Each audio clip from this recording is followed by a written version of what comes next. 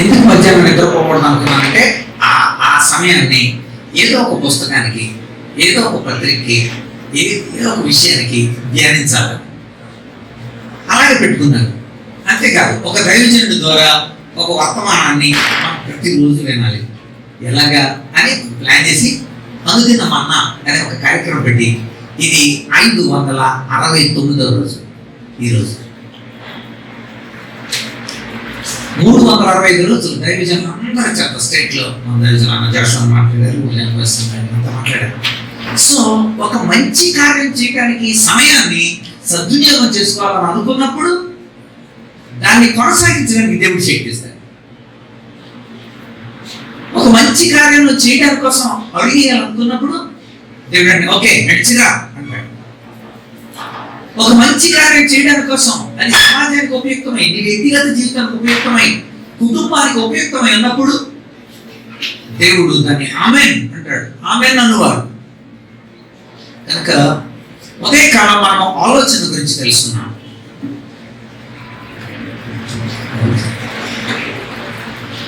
ఇప్పుడు మనం దేవుడు ఎలాంటి ఆలోచన ఇస్తాడు, ఎలా ఇస్తాడు ఆలోచన బట్టి నడిస్తే మన జీవితాలు ఎలా మార్పు పొందుతాయి. ఈ విషయాలు మనం ప్రాక్టికల్గా ఒక కేస్ స్టడీ ద్వారా మనం చూద్దాం. ఎందుకంటే సహజంగా మనము ఇతరులని చెప్పినప్పుడు ఎక్కువ నమ్ముతాం. గ్లోన్ లవ్లీ, పేరు లవ్లీ, పేరు మార్చబడింది గ్లోన్ లవ్లీ అని వెంటనే ఒక అమ్మాయి వచ్చి అలా 2 మొక్కలు చూపించింది వెంటనే కొనేస్తాం మనం.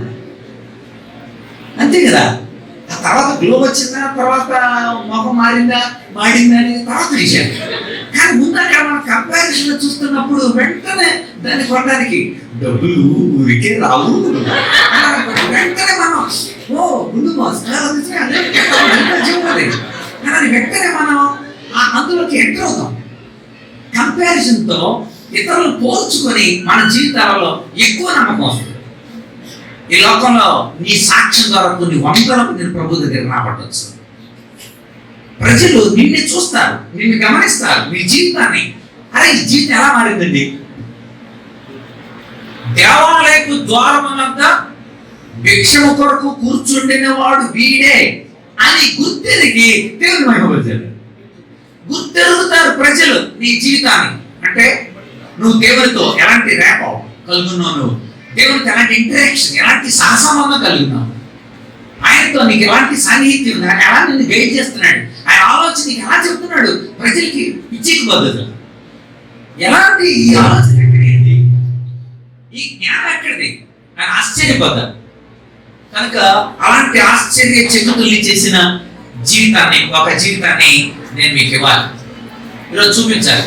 ఈరోజు మధ్యాహ్నం మనం దేవుని యొక్క గైడెన్స్, దేవుని యొక్క మెంటరింగ్ ఎలా ఉంటుంది మన ఎలాగైనా మనకు మార్గదర్శకుడు ఉంటాడు. మార్గదర్శకం అంటే ఏదో సూచనలు అంటే కాదు, నువ్వు ఇలా చేసేగా అని అనడం కాదు, లేకపోతే నా సొంత ఉద్దేశాన్ని నీ మీద వదులుతుంటుంది. మెంటరింగ్ మన మనస్సు ఎరిగి, మన స్థితిగతులు ఎరిగి, దానికి తగినట్టుగా విలువలు కోల్పోకుండా ఒక ఉన్నతమైన స్థితిలోనికి మనం రావడానికి దోహదకరంగా మార్చడమే నిజమైన మెంటరింగ్. నువ్వు పనికిరానివాడు కావచ్చు, ఒక పనికి వచ్చే పాత్రగా నువ్వు నిస్సహాయతలో ఉండొచ్చు, నీకు సహాయం ఇవ్వగలిగిన స్థితి. నువ్వు అర్హుడు కావచ్చు, కానీ అర్హుడుగా చేయగలిగిన స్థితి ఎదుటి వ్యక్తి కలిగి ఉండి దానికి కావలసిన మార్గదర్శకమైన బాటలు, సూత్రాలు మనకి చెబితే ఈ ప్రవర్తన మార్పు దోహదమైన స్థితిని మెంటరింగ్ లేక గైడెన్స్ అంట, మార్గదర్శకత్వం. యేసయ్య వండర్ఫుల్ గైడ్. మనసిరిగి మాట్లాడేటప్పుడు మనతో మాట్లాడుతున్నట్టుగా అనిపిస్తుంది. మన స్నేహితులతో చాలా ఓపెన్గా మాట్లాడుకుంటాం. ఎందుకని వాళ్ళకి మన మనసు తెలుసు, మన మనసు వాళ్ళకి తెలుసు. దేవుడైతే స్నేహితులు కూడా చూడలేని విషయాలు చూడగలిగినంత స్నేహితుడే. నువ్వు కన్నీళ్ళతో వర్షంలో తడుచుకు వెళ్తున్నావు అనుకోండి, వర్షంలో తడిచిపోయిన నీ ముఖం నుండి కారే కన్నీటిని కూడా చూడగలదు. వర్షపు నీటికి కన్నీటికి మధ్య ఉన్న తేడా కూడా చూడగలదు. అంత ఒక యాపిల్లో ఎన్ని విత్తనాలు ఉన్నాయో శాస్త్రవేత్తలు నువ్వు ఎక్స్రే తీసి కనుక్కోవచ్చేమో, కానీ ఒక విత్తనంతో ఎన్ని యాపిల్స్ వస్తాయని చెప్పగలడు. నువ్వు ఒక విత్తనంగా నాటబడితే, నువ్వు ఒక విత్తనంగా చచ్చిపోతే, నువ్వు ఆధ్యాత్మిక స్థితిలో పాపాల విషయం నువ్వు చచ్చిపోతే ఈ విత్తనం ద్వారా ఎన్ని యాపిల్స్ వస్తాయి అని దేవుడు చెప్తాడు. అందుకే ఆయన ఇలా అక్కడ ఉంది, ఆయన స్టీరింగ్ తిప్పలా ఇక్కడ కూర్చోడు. ఎందుకని అక్కడే ఉన్నాడు అనుకోండి, నీకు మా బాధలు ఏం తెలిసిన ఆయన ఎంత ఇబ్బంది అనుకుంటున్నాను. ఆయన కాలేజీలో ఒక రకంగా ఉండాల్సి వస్తుంది, చర్చిలో ఒక రకంగా ఉండాల్సి వస్తుంది, పాస్టర్ గారి ముందు ఒక రకంగా ఉండాల్సి వస్తుంది, పీడీకి ఒక రకంగా ఉండాల్సి వస్తుంది, యూనివర్సిటీ ఒక రకంగా ఉండాల్సి వస్తుంది. కానీ ఇవన్నీ చచ్చిపోతున్నాం మేము, మా బాధలు నీకేం తెలుసని మా ఉండేవాళ్ళు. అందుకే ఆయన మీ బాధలు నాకు తెలుసు, అందుకే నీ శరీరంతో వచ్చాను నేను. ఆయన మాదిరి చూపిన దేవుడైనా కనుక ఆయన అడుగు చేయడంలో మనం నడవాలి. పేతురు రాస్తూ ఇలా అన్నాడు. పేతురు రాసిన మొదటి పత్రిక మనం ధ్యానం చేద్దాం. ఒక లైఫ్ని మనం తీసుకున్నాం, మన లైఫ్ని కూడా అప్లై చేద్దాం. ఏదో ఒక ఏరియాలో మనందరం కూడా మన మనస్సు ఎస్ నేను కూడా అంతే అని అనిపిస్తున్నాను. అనిపించినప్పుడు కప్పిపుచ్చుకోకుండా ఒప్పుకొని మంచి స్థితి మనలో ఉంటే తప్పనిసరిగా మార్పుని వారి చదువుతున్నాను. చూడండి, పేతురు రాసిన మొదటి పత్రిక 2వ అధ్యాయం 21 నుండి. క్రీస్తు కూడా మీ కొరకు బాధపడి మీరు తన అడుగుజాడలయందు నడుచుకున్నట్లు మీకు మాదిరి ఉంచిపోయాను. క్రీస్తు మీ కొరకు బాధపడి, మన కొరకు బాధపడి, తన అడుగుజాడల్లో మనలో నడవాలని వచ్చాడు ఆయన. ఆ గైడెన్స్ ఇవ్వాలని, మాదిరి నేర్పించడానికి వచ్చిన బాధ్యత ఆయన. ఆయన పాపం చేయలేదు, ఆయన నోట ఏకపట్నం లేదు, ఆయన దూషింపబడి బదులు దూషింపలేదు, ఆయన శ్రమపెట్టబడి బెదిరింపగా న్యాయంగా తీర్పు తీర్చు దేవునికి తను అప్పగించున్నాను. మనము పాపం విషయమే చచ్చిపోయి నీతి విషయంలో జీవించినట్లు ఆయన తానే తన శరీరం మందు మన పాపముల నిమిత్తమై మోహన్ మీద మోస్తున్నాను. ఆయన పొందిన గాయాల చేత మీరు స్వస్థ పొందితే, మీరు గొర్రెల వలె దారి తప్పిపోతే కానీ ఇప్పుడు మీ ఆత్మ కాపరి అధ్యక్షుడైన ఆయన వైపుకు మళ్ళీ ఉన్నారు. ప్రార్థన చేస్తాను. ప్రేమ కలిగిన తండ్రి, నీ నామం బట్టి వందనాలు. మీరు మాతో మాట్లాడే దేవుడు, యవనస్తులు ఉన్నాయినా యవన దశలో మా జీవితాలలో ఏమి ఉండాలో మీరు మాకు నేర్పించే దేవుడు. సంస్థానికి ఇచ్చిన క్రీస్తు సమాధానాన్ని మా హృదయానికి తలపులకు కావలి ఉంచండి. నిలవబడిన నీ దాసుడు బలహీనుడే ఒప్పుకుంటున్నాడు. ప్రభువా, బలమైన నీ వాక్య దర్శనం మాకు ఇవ్వండి. ప్రభువా, మీరే మా అందరితో మాట్లాడండి, రేపండి, గుర్తులు పడి ఉన్నతమైన నీ ఆలోచన మాకు అందించండి. నీకే అప్పగించుకుంటూ మా ప్రభు, మా మంచి బోధకుడు యేసయ్య పరిశుద్ధ నామమున స్తుతించి ప్రార్థిస్తున్నాము తండ్రి. వీళ్ళరా మనము దేవుని యొక్క ఉన్నతమైన ఆలోచన గురించి ఆలోచిస్తున్నాం. ఆయన ఆలోచన ఇస్తే అది మన జీవితంలో పని అవుతుంది. ఆయన ఆలోచన మన జీవితానికి బాట లేక ఆయన మార్గం అవుతుంది. దేవుని ఆలోచనలకు ఉన్న పేర్లు ఏంటో తెలుసా? 119వ కీర్తన ఒకసారి చూడండి. దేవుని ఆలోచనలకి పెట్టిన పేర్లు 119వ కీర్తన 14. నీ శాసనములు, మార్గమును బట్టి నేను సంతోషించి శాసనములు. రెండవది నీ ఆజ్ఞలు, ఆయన ఆలోచనలకున్న మరొక పేరు ఆజ్ఞలు. మూడవది నీ త్రోవలు, నీ త్రోవలు. 4 నీ కట్టడలు, అది కట్టడే ఖచ్చితం అన్నమాట, కట్టడలు. తర్వాత నీ వాక్యం. కనుక దేవుని యొక్క ఆలోచనే మనకు మార్గముగా, మనకు ఆజ్ఞగా, మనకు కట్టడిగా, మన విధిగా, మన తెలుగు భాష ప్రకారం అంటే ధర్మంగా, అప్పుడు ద్వితీయోపదేశం కూడా ఇది ధర్మంగా స్వీకరించాలి. ధర్మం అంటే అర్థం ఏంటంటే చేయాల్సిన పని, జ్ఞానముగా చెప్పబడి చేయాల్సిన పనిని ధర్మం అంటారు. వేదోక్త విధి అంటారు తెలుగు డిక్షనరీలో. CP Charles Philip Brown dictionary ప్రకారం ధర్మం అంటే భిక్షం అని కాదు, వేదోక్త విధి. విధి అంటే జ్ఞానం, ఉక్తి అంటే మాట, విధి అంటే చేయాల్సిన పని. జ్ఞానముగా చెప్పబడి చేయాల్సిన పనిని ధర్మం అంటారు. మన ధర్మం అది. ఎందుకని ఆయన సృజించాడండి. ఆయన సృజించిన మన మీద ఆయన అధికారం లేదా? ఉంది. కానీ మాట ఎట్లా మనం అదే అంటాడు. అప్పుడు నేనే నిన్ను తయారు చేశాను, నేను చెప్పినట్టు విను నువ్వు. ఇది నా ఆజ్ఞ, ఇది నా కట్టడి, ఇది నా యొక్క మార్గం, ఇది నా శాసనం, ఇది నా వాక్కు. కనుక ఆయన వాక్కు రూపంలో మనకి నాడు కనపడుతున్నాడు. అక్షరాలలో దాగి ఉన్న రక్షకుడు ఆయన. అక్షర రక్షకుడు, అక్షరాల రక్షకుడు. అక్షర రక్షకుడు. మనం ఆ అక్షరాలను చూస్తున్నప్పుడు అందులో రక్షకుడు కనబడతాడు మనకి. సో ఆయన గైడెన్స్ మనం తీసుకోవాలి. అంటే పాత నిబంధనలు అన్నాడు, ఇది మీ ధర్మంగా స్వీకరించాలి. వినడానికి వచ్చారు, అది ఇంత ధర్మం మీరు చేయాల్సిన పని. చెప్పడానికి వచ్చాను, అది నా ధర్మం. నిర్వహణ ధర్మం, యుధిష్ఠిర ధర్మం, దేవుని మహిమపరచడం ధర్మం. ఎవరి ధర్మాలను నిర్వర్తించాలి. ఆయన ఎడల మనము కలిగి ఉండాల్సిన ధర్మం. ద్వితీయోపదేశకాండం 30వ అధ్యాయం. ఇది కష్టం కాదు అంటాడు. కష్టం కాదు అని అనుకుంటే నిజంగా కష్టం కాదు, కష్టమే. అసలు అర్థం కావట్లేదు. సైన్స్ తీసుకోవడం అసలు ఎంత చచ్చిపోతున్నాం, అసలు చీడుపాత సిద్ధాంతం ఎంత బాలికరం, అసలు హిస్టోగ్రామ్స్ ఇదేంటే ఎంత చచ్చిపోయి అసలు ఎంత ఇబ్బందిగా ఉన్నా నాకు అసలు ఎఫీస్ కూడా ఎంత ఎవరికి అర్థం అవుతుంది కదా అని ఇలా మనం అర్థం అవుతుంది, ఎవరికి అర్థం అవుతుంది అనుకుంటే ఎవరికి అర్థం కాదు. అంతే, మనసు పెట్టి వింటే, అందులోకి వెళితే అప్పుడు అర్థం అవుతుంది. కనుక ముందే మనం మన కాళ్ళకి బంధాలు వేసుకొని ముందే మనం అందుచేత పునాదులే చాలా ప్రాముఖ్యం. అదే పునాది అంటే ఆలోచనే చాలా ప్రాముఖ్యం. మన జీవితానికే ఆలోచన పునాదులండి. ఇక్కడ అందుకని అంటాడు, నేను చెప్పేది నువ్వు ధర్మంగా తీసుకో అన్నాడు అన్నమాట. ద్వితీయోపదేశకాండం 30:11. నేడు నేను నీకు ఆజ్ఞాపించి ధర్మము గ్రహించుట నీకు కఠినమైంది కాదు. ఈ ధర్మం, ఈ శాసనం, ఈ కట్టడ, ఈ యొక్క వాక్యం, ఈ విధి నీకు కష్టమైంది కాదు. తర్వాత కఠినమైంది కాదు, కఠినమైంది కాదు, దూరమైంది కాదు. ఎక్కడో నువ్వు ఇజ్రాయెల్ దేశం వెళ్ళి అక్కడ 3 సార్లు ఇజ్రాయెల్ చుట్టూ దిగప్పుడు రావా నీకు మోక్షం ఇస్తాను అనుకోండి. సత్యసి పొలాలు పోసుకొని బంగారం అంతా తాగట్టుకుని వెళ్ళేవాడు. అలాగే వెండి బంగారములు కొరలేదు నీవు, వెలిగిన మనసే అడిగినావు, విలువైన వాసములు ఆశింపక నీవు నా హృదిలో ఉండగోరినావు, నా హృదిలో ఉండగోరినావు. ఎక్కడెక్కడికో రమ్మని అడగలేదు, ఎక్కడో నేను ఉంటాను వెంటనే అనలేదు. నీతో ఉంటా, నీలో ఉంటా, నీలో వసిస్తా నేను.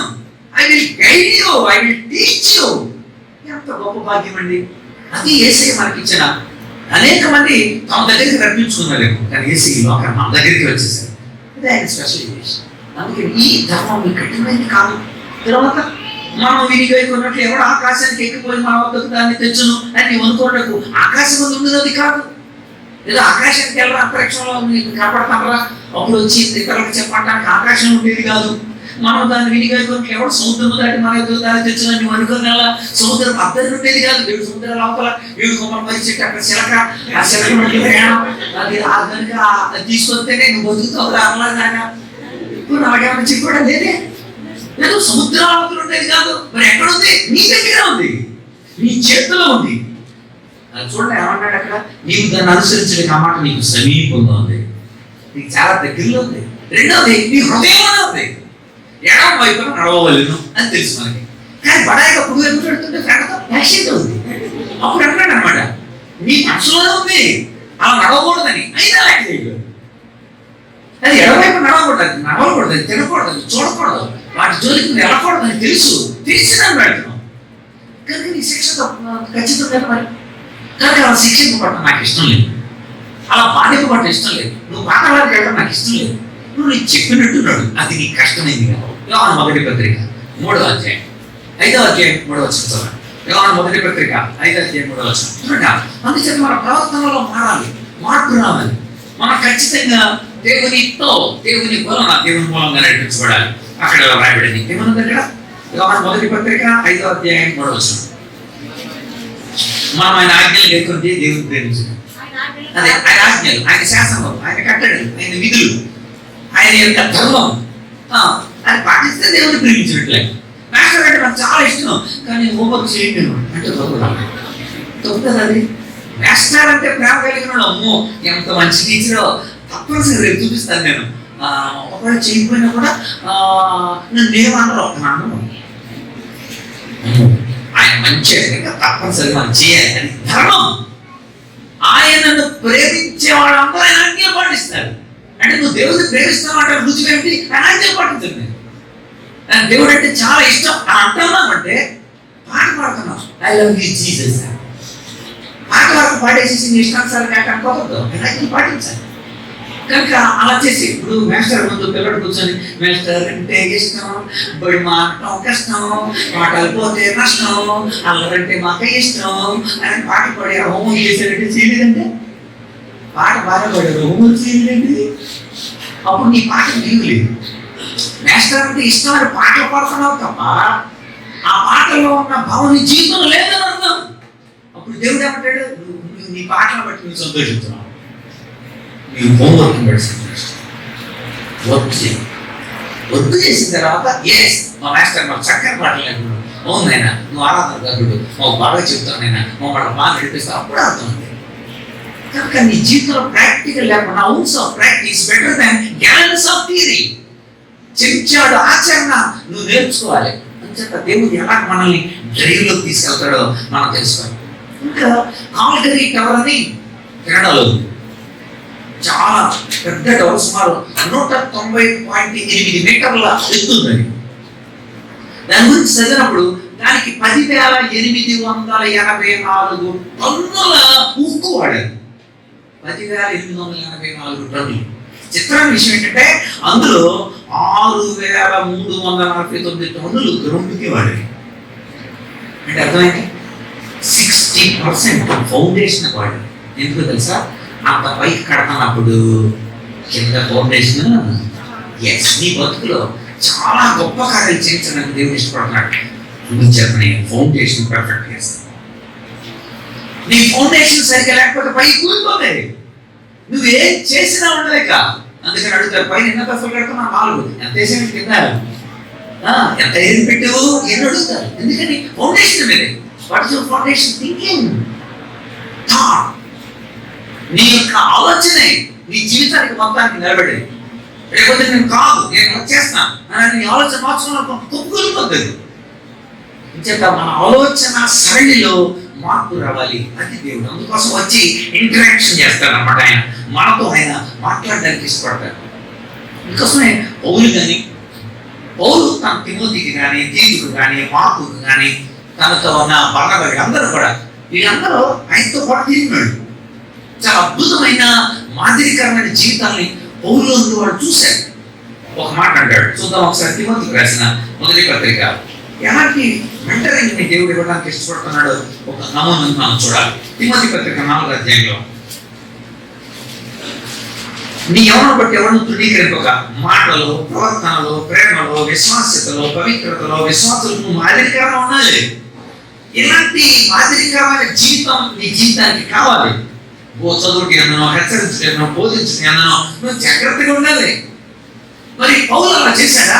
పౌలు అలా మాదిరిగా ఉన్నాడా? ఉన్నాడు. 2వ పత్రిక 3వ అధ్యాయం చూడు. 3వ అధ్యాయం 10వ వచనం, నీవు నా బోధను, నా ప్రవర్తనను, నా ఉద్దేశమును, నా విశ్వాసమును, నా దీర్ఘశాంతమును, నా ప్రేమను, నా ఓర్పును, అంత్యకరికొని లుస్త్రాన పట్టణంలో నాకు కలిగిన హింసలను, ఉపద్రవమును తెలుసుకున్నవాడు నన్ను వెంబడించింది. ఇవన్నీ చూసావు. సో పౌలు యొక్క జీవితంలో దేవుని యొక్క అడుగుజాడలు చూసిన తిమోతి ఇలా ఉండాలి నేను అని నిర్ణయించుకున్నాడు. యేసు ప్రభు అడుగుజాడల్లో మనం నడవాలని దేవుడు దైవజనులు ఇచ్చి, వాక్యాన్ని ఇచ్చి, మార్గదర్శక విలువల్ని ఇచ్చి, అనేకమైన మిషనరీని మా దగ్గరికి పంపించి మనకు నమూనా ఇచ్చాడు ఆయన. అందుచేత దేవుడు మనకి ఎప్పుడు మెంటర్, ఒక మార్గదర్శిగా ముందుంటాడు. కడప ఒకసారి చిల్లం క్యాంప్ వెళ్ళాం. కడప చిల్లం క్యాంప్ వెళ్ళినప్పుడు భోజనం తీసుకుని ఆడుతున్నారు. ముందు రాత్రి వర్షం పడింది. నేను రత్నాకర్, రత్నాకర్, ఇంకా సుందర్ సింగ్ మేమంతా వెళ్ళామని వెళ్తున్నాం. మమ్మల్ని ఒక ఆయన గైడ్ చేస్తున్నాడు. రెడ్డి బాబు జాగ్రత్త రండి, ఇక్కడ కొంచెం బురదగా ఉంది, జారి పడతారని డౌన్ పడిపోయాడు. జారి పడతారేమో అని చెబుతూ ఆయనే పడిపోయాడు. చాలాసార్లు ఈ రోజుల్లో మనకి కొంతమంది ముందున్న వాళ్ళు వెళ్ళిపోతున్నప్పుడు ఇంకా మనమే నడుస్తాంలే అని మనం బలహీనపడాల్సిన అవసరం లేదు. యేసుని పోలి నడవటానికి నేర్చుకోవాలి. ఎఫెసీ పత్రిక 4వ అధ్యాయం 15వ వచనం. ఎఫెసీ పత్రిక 4:15, యేసు ప్రభు ముందు పెట్టుకో, ఆయన వాక్కు ముందు పెట్టుకో. ఇది లేఖనానుసారమైనదేనా, ఇది సత్యమైనదేనా, వేరే సంఘాలుగా లేఖనాలను పరిశోధించి చూడు. దేవుని యొక్క జీవితంలో నుండి అది తీసుకోమన్నది. అక్కడ ప్రేమ కలిగి సత్యం చెప్పుచు క్రీస్తు వల్లే ఉండుటకు. అండర్లైన్ పాయింట్ అది. ఎవరి వల్లే ఉండుటకు? నీ వల్ల ఉంటావు ప్రభువా, నీలా నేను కూడా పని చేస్తాను ప్రభువా, నీకు ఇలా మాట్లాడతాను నాయనా, నీకు ఇలా సహాయపడతాను నాయనా. యేసు ప్రభు అలాగా 12వ సంవత్సరంలో రికార్డెడ్ ఉంది లూకాస్ వార్తలో. ఆ తర్వాత ఏం జరిగింది? 33 వరకు ఆయన ఏం చేశాడు? ఆయన రికార్డెడ్. ఆయన చాలా అద్భుతమైన పనులు చేశాడు. ఆయన కుటుంబానికి అయినా ఉపయోగపడ్డాడు. ఆయన యోసేపు చచ్చిపోతే యేసు ప్రభువే ఆ మిగిలిన వాళ్ళందరికీ తన తమ్ముడిని చెల్లెలు అందరిని కూడా ఆయన పోషించాడు. ఆయన చేసిన బండి చక్రాలు, ఆయన చేసిన రాగళ్ళు, ఆయన చేసిన చెక్క అవన్నీ కూడా ఇప్పుడు మ్యూజియంలో పెట్టారు. ఎంత సహాయపడ్డాడు. నీకులా నేను ఉంటానైనా, నీకులా నేను ఉంటాను. ఆ ఇంటికి ఆధారం చేసే ఎప్పుడు యేసు ప్రభువే ఆయన ఆ ఇంటికి ఆధారం. అలాంటిది అంత ఆయన శరీరంతో ఉన్నప్పుడు మహారోగంతోనూ కన్నీళ్లతోనూ తను మరణం నుండి రక్షించగలడానికి ప్రార్థనలు యాచనలు సమర్పించి భయభక్తులు నేర్చుకున్నాడంట. ఆయన వడ్రంతో నేర్చుకున్నాడు. వచ్చి నువ్వు బైబిల్ చదవడం కూడా నేర్చుకోకపోతే ఎలాగండి? మహాకాశాలు పట్టిన దేవుడు శరీరంతో వచ్చినందుకు వడ్రంతో నేర్చుకున్నాడు. ఆయన బండి చక్రాలు చేయటం నేర్చుకున్నాడు. యోసేపు నుండి మాట్లాడే చేయటం నేర్చుకున్నాడు. ఇంట్లో చాలా సామాగ్రి ఉంటా. ఆయన చేసిన చిన్న అద్భుతమైన వస్తువులు ఇప్పటికీ ఉన్నాయి మ్యూజియంలో. చదవడం మన హెబ్రీ పత్రిక 5 వచనం ఉంటుంది అన్నమాట. కనుక ఆయన ఇంత మాదిరిస్తే మనుషుని పోలికగా పుట్టి దాసుని స్వరూపం ధరించుకుని తను రిక్తులుగా చేసేసుకున్నాడంట. అలాంటి మాదిరి ఇచ్చిన యేసు ప్రభు మనతో అన్నట్టుగా నేను ఎలా ఉన్నా నువ్వు కూడా అలా ఉండు. ఇంకా మనం వినాలి. దేవుడు మన జీవితాలలో ఎలాంటి ఇంటరాక్షన్ ని ఆయన కలిగిస్తాడో, ఎలా మనతో ఉంటాడో మీకు ప్రముఖమైన 5 ఏరియాస్ ని నేను మీకు చూపిస్తాను. మెంటరింగ్ అనేది ఒక మన జీవితాలకు ముందు నడిచే మార్గదర్శకమైన అడుగులు. నా అడుగుల్లో నడుము నడిస్తాను, నేను చెప్పినట్టు చేయను నడిస్తాను, నా వలే మార్పు చెందుతాం. అంతే. ఆయన స్వరూపమే మనలో ఏర్పడుతుందండి. ఎంత ఆశ్చర్యం. అందుకు మనం సబ్మిట్ చేసేసుకోవాలంతే. గురువశానువర్తి శిష్య అంటాడు చాణక్యుడు తన నీతి శాస్త్రంలో. గురువు యొక్క వశంలోకి వెళ్ళిపోవాలి. ఎస్ లార్డ్, నేను చేసేస్తా, నువ్వు చెప్పు అంతే. అలాంటి ఎలాగైతే ఆయన స్వరూపం ఇస్తున్నాను. ఫిలిప్పీ పత్రిక 3:21 నిదర్శనం. ఫిలిప్పీ 3:21 తనకు లోపరచు కొన జారిన శక్తిని బట్టి ఆయన మన దీన శరీరమును తన మహిమ కలిగిన శరీరానికి సమరూపము గలదానిగా మార్చును అంటే అర్థం. ఈ దీన శరీరాలు తన మహిమ కలిగిన శరీరానికి సమరూపము గలదానిగా మారుస్తాడంట. ఎప్పుడు? లోపరచు కొన జారిన శక్తిని బట్టి. అంటే అర్థం, ఎంతగా దేవునికి అప్పగించుకుంటావో అంత స్వరూపుతారు. ఒక కేసు చూద్దామన్నాక పేతురుని కేస్ స్టడీ తీసుకున్నాం. పేతురుని ఎందుకు కేస్ స్టడీ తీసుకున్నాం అంటే, పేతురు ప్రతి విషయాన్ని కూడా దేవునితో డైరెక్ట్ మాట్లాడేవాడు. ఇక మర్మాలు లేక ఓపెన్ హార్ట్ విత్ జీసస్. యేసు ప్రభుతో డైరెక్ట్ గా ఓపెన్ హార్ట్ గా డైరెక్ట్ గా ఏది అడగకూడదు, ఏది అడగకూడదు, ఏదనమాట అలాగా ఓపెన్ అయిపోయేవాడు. పేతురు దేవునితో ఎక్కువగా గడిపాడు. అందుకని ప్రతి విషయాన్ని కూడా అడిగి తెలుసుకునేవాడు అనమాట. పౌలు గురించి 162 సార్లు ఉంది కొత్త నిబంధనలో, ప్రస్తావనలో. మిగిలిన అపోస్తలుల గురించి 142 సార్లు ఉంది కొత్త నిబంధనలో. కానీ పేతురు గురించి 210 సార్లు. అంటే అర్థం, పేతురు అన్ని సార్లు ఇంట్రాక్షన్ యేసుతో ఉన్న విషయాలు రాశాడు. అంటే ఎక్కువ శాతం అన్ని విషయాలు ఎక్కేసాడు అనమాట. ప్రభా ఇది ఎందుకు జరిగింది, ప్రభా అదేంటి, ప్రభా ఇదేంటి అని. అంతేత పేతురు జీవితాన్ని ప్రతి విసుకోలేదైనా. ఆయన కురుకోడు నిద్రించడు, విసుకడైనా. నువ్వు ఎన్నిసార్లు అడిగితే అన్నిసార్లు సమాధానం చెప్తాడు. ఎందుకంటే ఆయన సమాధానకర్త. నీ జీవితాన్ని సమాధానం చెప్పడానికి వచ్చాడు. మాస్టర్ ఉన్నాడు, మాస్టర్ ఉన్నదే అందుకో. కొత్తవాడు వచ్చి జాయిన్ అయినప్పుడు ఆ పక్కన ఉన్నవాడు అడిగాడు, ఈరోజు జాయిన్ అయ్యాడు. పాలేకాలంటే వచ్చాడు. ఆ పక్కన ఉన్నవాడు కొత్త పుస్తకాలు, కొత్త అన్ని ఇచ్చేది. నీకు డ్రాయింగ్ అంటే తెలుసా అన్నాడు. బాగా ఆ పక్క తెలియదు మళ్ళీ లెక్క తెలుసా అన్నాడు. లెక్క నాకే తెలుసు అన్నాడు. తెలీదా మరి అన్నాడు. ఇంగ్లీష్ తెలుసా, నాకు ఇంగ్లీష్ ఏం తెలీదు అన్నాడు. తెలీదా మరి అలాగే అన్నాడు. ఇంకా 2 ప్రశ్న అడిగేసాడు, గుండె సరిపోయి సంచి తీసుకున్నాడు. మాస్టర్ అనిపించేది, ఈ దిక్కురా అన్నాడు. నాకేమీ రావు. వెంటనే మాస్టర్ నేను ఎందుకున్నాను, నేను ఎందుకున్నారా నీకు చెప్పడానుకున్నా, నిన్ను అలా మార్చడానుకున్నా, నీ మానసిక స్థితికి నీకు ఇంటరాక్షన్ జరపడానుకున్నా, నీతో డిస్కోర్స్ జరపాలి, రేపోర్ట్ నీకు నాకు ఉండాలి, అందుకున్నాను, అందుకు వచ్చాను. ఈరోజు నీతో కూడా వేసేయాలండి. నీకేమి రాదా? వేసే నీతో ఉంటాడు. భయపడుతున్నావా? వేసే నీతో ఉంటాడు. మారిపోతున్నావా? నేను ఈ సమాజంలో ఉండలేనన్నా, ఎక్కడ దూరం వెళ్ళిపోతే మంచిది అని అనిపించిందా? నో, వేసే నీతో ఉంటాడు. వీళ్ళందరూ నీకు సమాధానం చెప్పలేదన్నా, చెప్పాల్సిన అవసరం ఆయనే చెప్పుకుంటాడు సమాధానం. వేసే నీతో ఉంటాడు. అది తెలుసుకో ఎలా ఉంటాడు. ఎవరైనా మెంటర్ తనతో పాటు ఉన్న వాళ్ళతో ఉంటే 5 ప్రధానమైన విషయాలు కనబడతాయి మానసిక శాస్త్రం ప్రకారం. నిజంగా నువ్వు యేసు ప్రభువు యొక్క మార్గదర్శకత్వం తీసుకుంటే నీలో కూడా 5 విషయాలు కనబడతాయి. అట్లా చెప్పి నేను ముగిస్తాను. నెంబర్ 1, మొట్టమొదటి, దేవునికి నీకు మధ్య ఒక అద్భుతమైన సామరస్యం ఉంటుంది. దేవునికి నీకు మధ్య ఒక అద్భుతమైన సంబంధం, ఒక సామరస్యం. ఎలాంటి ఆయన పరలోకంలో ఉన్నాడు, నేను భూలోకంలో ఉన్నాను. పేతురు తీసుకున్నామా? పేతురు ఊరి పేరేంటి? బెత్సైదా. బెత్సైదా అంటే అర్థం ఏంటి? బెత్సైదా అంటే చేపల పల్లి అని, చేపల గూడెం అంటే చేపల పల్లి. ఆ చేపలు ఉన్న ఏరియాలో మనకు యోహాను సువార్త మొట్టమొదటి అధ్యాయం 43వ వచనంలో మనకు కనబడుతుంది. బెత్సైదాకి చెందినవాడు అతని ఆంద్రేయ, ఈ పేతురు, వీళ్ళంతా కూడా బెత్సైదా. ఒక చేపలోడు వాడితో దేవుడు సహవాసం చేయబెట్టింది. అది ఎంత ఆశ్చర్యకరం. పరలోకంలో వచ్చినాడు, దేవదూతతో ఉన్నవాడు, నిన్ను కూడా ప్రేమించాడు. తెలుగులో సామెత ఉంది, చేపలతో సహవాసం కంటే అత్తడితో వ్యవహారం మేలంట. చేపలతో సహవాసం చేపలు కొడుతుంటే అత్తడితో గొడవ పడిన కూడా కనీసం ఏదో చేసబడి మంచి వాసన అవుతుందని.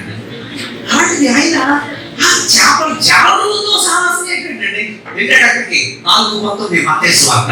అంటే నేను మనుషులు పట్టే జాగ్రత్త చేస్తా రెండు అన్నాడు. ప్రొఫెషన్ మారుతున్నాడు. ఇప్పుడు స్కిల్ ఎక్కడ తినాలి, ఇక్కడ స్కిల్ అదే, స్కిల్ అదే, సబ్జెక్ట్ మారుతున్నాడు. నువ్వు పాడగలవు, తినబడి రావాలి.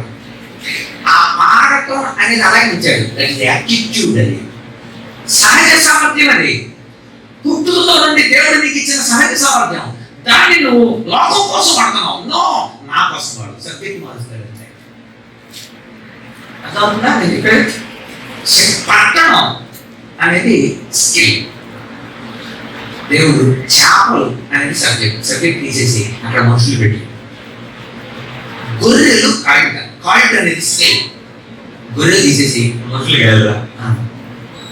మేడి కూడా లేరుతున్నాడు ఆల్మోస్ట్. ఇదిగో ఎలక్ట్రానిక్ కాంపిటీషన్ మంచి స్కిల్, అది వెరీ గుడ్. ఆ స్కిల్ నాకు కావాలి. అయితే ఇక్కడ మేడిపళ్ళు కాదు, ప్రజల్ని డబ్బు కలెక్ట్ చేస్తున్నాడు. మత్తయి, జక్కయ్య ఇదంతా డబ్బు కదా కలెక్ట్ చేసింది, ఇక్కడ ఆత్మలో కలెక్ట్ చేయాలి. అర్థమైందా? రా. దేవుడు నీ జీవితంలో ఏది కీలకమైందో, ఏది నువ్వు చేస్తున్నావో ఆ ప్రొఫెషన్ నేను అక్కడ ట్యూనింగ్ అంటారు. నేను ట్యూనింగ్, ఈ సామరస్యం, ఈ ర్యాపో వచ్చేది అన్నాడు అక్కడ. అంచేత అక్కడ కేఫా అనకూడదు అని తీర్మానించాడు. 16వ అధ్యాయం 17వ వచనం చూడండి. నువ్వు కేఫా అనకూడదు, రాయి. కనుక ఇదిగో నిన్ను ఒక అద్భుతమైన వ్యక్తిగా నేను మారుస్తాను. నాకు ఫాలో, దేవుడు ఖచ్చితంగా ఫాలో. నిజానికి విద్య లేనోడు అంది బైబిల్లో. విద్య లేనోడు ఎలా తీసుకున్నారని దేవుడు ధర్మశాస్త్ర సంబంధమైన విద్య. నిజానికి అక్కడ అపోస్తలుల కార్యాలు చదవండి సార్, 4వ అధ్యాయం 13వ వచనంలో. అపోస్తలుల కార్యాలు 4వ అధ్యాయం 13వ వచనంలో పేతురు మాట్లాడుతుంటే అక్కడ ఉన్న ధర్మశాస్త్ర ఉపదేశకులందరికీ కూడా తిరిగిపోయింది. అది ఎక్కడ మాట్లాడుతుంది, ఈ జ్ఞానం ఎక్కడిది, ఈ తెలివితేటలు ఎక్కడి అని అనుకుంటూ వాళ్ళు ఇలా అన్నారు. అక్కడ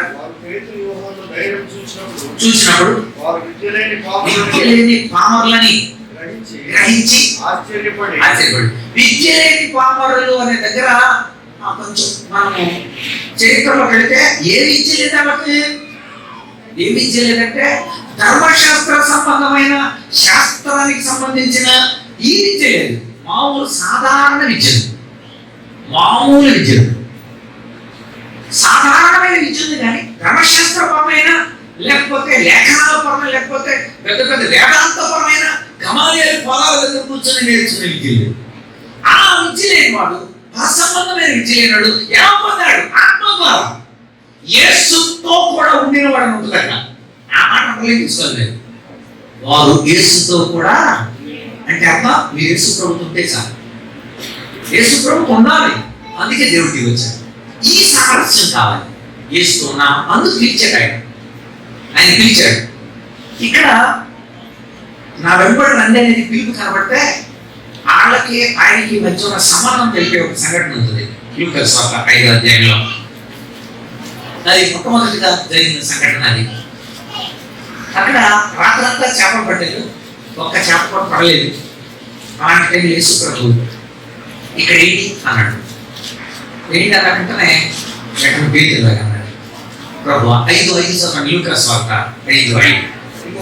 సీమోను పేతురు, ఏలినవాడా రాత్రంతా మేము ప్రయాసపడుతుంది, మాకేమీ దొరకలేదు, అయినను జాగ్రత్త వినాలి. ఇక్కడ సంబంధం తెలుస్తుంది. నీ గురించి ఎలా రాత్రంతా మేము ప్రయాసపడ్డాము, ఏమి దొరకలేదు, హోప్లెస్ అని చెప్పేసి అనుకున్నాను మేము. అయినను నీ మాట చొప్పున వేస్తాం మేము. అది ఎంత అద్భుతమైన సంబంధాన్ని. అయినా సరే నీ దగ్గరకు వచ్చి నీ మాట వింటాం, నువ్వు చెప్పినట్టు చేస్తాం. దేవునితో నువ్వు కూడా అలాంటి సంబంధం పెట్టుకోండి. ఈ లోపల ఎప్పుడు లేదు ప్రభా, నన్ను మార్చగలిగిన ఎవడో లేదు. ఈ లోపల మనల్ని చూసేయడం కోసం 4 ఏరియాలు ఉంటాయి. అంటే మనము విని మార్పు చెందడానికి సైకలాజికల్ ప్రకారం 4 ఏరియాలు ఉంటాయి. టీచర్లకు కూడా ఆ 4 ఏరియాలని ఒక పుస్తకం పైన వేశారు. మాడ్యూల్లో పుస్తకం. ఆచార్య పాదమదత్తే, పాదం శిష్య స్వమేధయ, పాదం సుప్రచారీభ్య, పాదం కాలక్రమేణ చ. ఆచార్య పాదమదత్తే, ఆచార్యుడు చెప్పేది 25%. పాదం బ్రహ్మచారీభ్య, తన తోటి వాళ్ళతో నేర్చుకుంటాడు. ఉపాధ్యాయులతో 25% నేర్చుకుంటాడు. తోటి వాళ్ళతో 25% నేర్చుకుంటాడు. తన స్వయం మేధస్సుతో 25% నేర్చుకుంటాడు. కాలక్రమేణ 25% నేర్చుకుంటాడు. ఆచార్య పాదమదత్తే, ఆచార్యుడి ద్వారా 25%. పాదం శిష్య స్వమేధయ, తన సొంత మేధస్సుతో 25%. పాదం సుబ్రహ్మచారీభ్య, తన తోటి వారితో కలిపి 25%. పాదం కాలక్రమేణ చ, నేర్చుకో. దెబ్బలు ఇలా చేయకూడదు, మళ్ళీ ఏదో ఒక దెబ్బ ఇలా ఉండకూడదు అని నేర్చుకుంటుంటాడు. కానీ ఈ 4 ఏరియాల్లో నేర్చుకుంటే దేవుడు ఏమన్నాడు తెలుసా? ఆయన శరీరాకారం ఎందుకు తెలుసా? 4 ఏరియాల్లో నేనుంటా అన్నాడు. ఇప్పుడు మీరు ఆలోచించండి, 4 ఏరియాల్లో కూడా నేను ఉంటాడంట. ఎలాగా? మొట్టమొదటి ఉపాధ్యాయుడి ద్వారా నేర్చుకుంటాం. యేసుప్రభువు ఏమన్నాడు? నేనే మీ గురువుని, నేనే మీ బోధకుడు, నా దగ్గర నేర్చుకోండి అన్నాడు. మత్తయి సువార్త 11:29.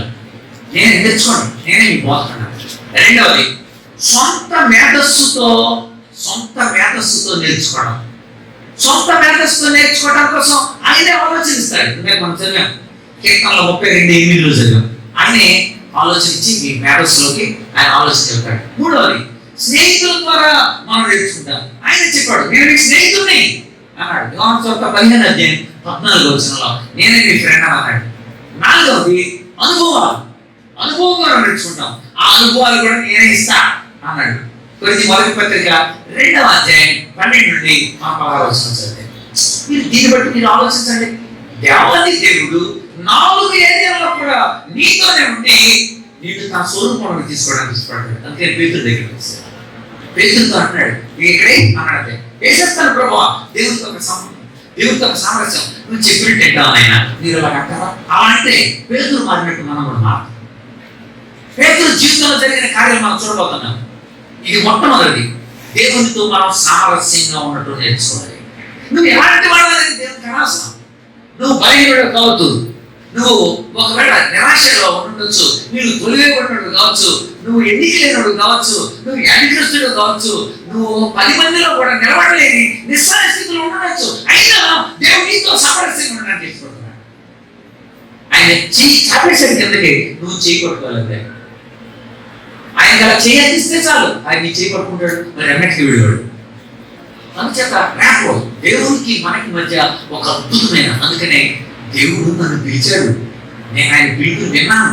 ఎలాంటి పిలుపు అని రాశాడు. చదవండి మొదటి పత్రిక రండి, పేరు మొదటి పత్రిక 2:9 చదవండి, 3:9 చదవండి, 5:9 చదవండి, ఈ 3 వచనాలు చదవండి. మొట్టమొదటి 2:9 ఏమన్నది? అయితే మీరు చీకటిలో నుండి ఆశ్చర్యకరమైన వెలుగులో పిలిచాడు ఆయన అంటాడు పేతురుడు. అంటే దేవుడు నన్ను పిలిచాడు ఎక్కడ నుండి? లోకంలో నుండి. మీరు చీకట్లో ఉంటే మిమ్మల్ని పిలుస్తాడు. మీరు వ్యసనాలతో అనుకోండి, దేవుడు మిమ్మల్ని పిలుస్తాడు. నువ్వు నిజంగా వచ్చేస్తే నీ వ్యసనాల నుండి విడుదల పొందుతావు. అసలు రోజు తాగుతాడు మా చర్చలో ఒక ఆయన, వాళ్ళ భార్య ఎప్పుడు ఏడవడమే. అలాంటి దేవుని వాక్కు విన్నాడు. ఆశ్చర్యం, ఒకరోజు దొరికి ఏడుస్తున్నాడు. ఏంటంటే ప్రభు వాక్యం నాతో మాట్లాడుతూ ఉన్నాడు. మీరు నమ్మరు, ఆ రోజు ఈ రోజు వరకు కూడా తను మళ్ళీ ముట్టుకోలేదు. ఎవరైనా తాగుతా ఏంటి వాసన అవుతుంది అంటాడు. ఏంటి 24 గంటల రోడ్లో ఉండేవాడు ఇప్పుడు వాసన వస్తే సహించట్లా. ఏంటి మార్పు అంటే లోపల మారింది. దేవుడు ఎంత మార్చాడు. నేను బైబిల్ కాలేజీలో ఉన్న రోజుల్లో బైబిల్ ట్రైనింగ్కి జరుగుతుండగా మధ్యలో 3 నెలల అయిన తర్వాత ఒక కొత్త వ్యక్తిని తీసుకొచ్చి పరిచయం చేశారు అనమాట. మా డైరెక్టర్ గారు చేసి మీరు ఉందని ఉంచాడు మోషే అని. ఓకేనా, థ్యాంక్ యూ అన్నా, పెట్టుకోండి లోపల కూర్చొని. నా తర్వాత క్యాజువల్గా నేను అడిగాను, మోషే అన్న ఎక్కడి నుండి వచ్చారు అన్న. రాజమండ్రి సెంటర్ చేయండి.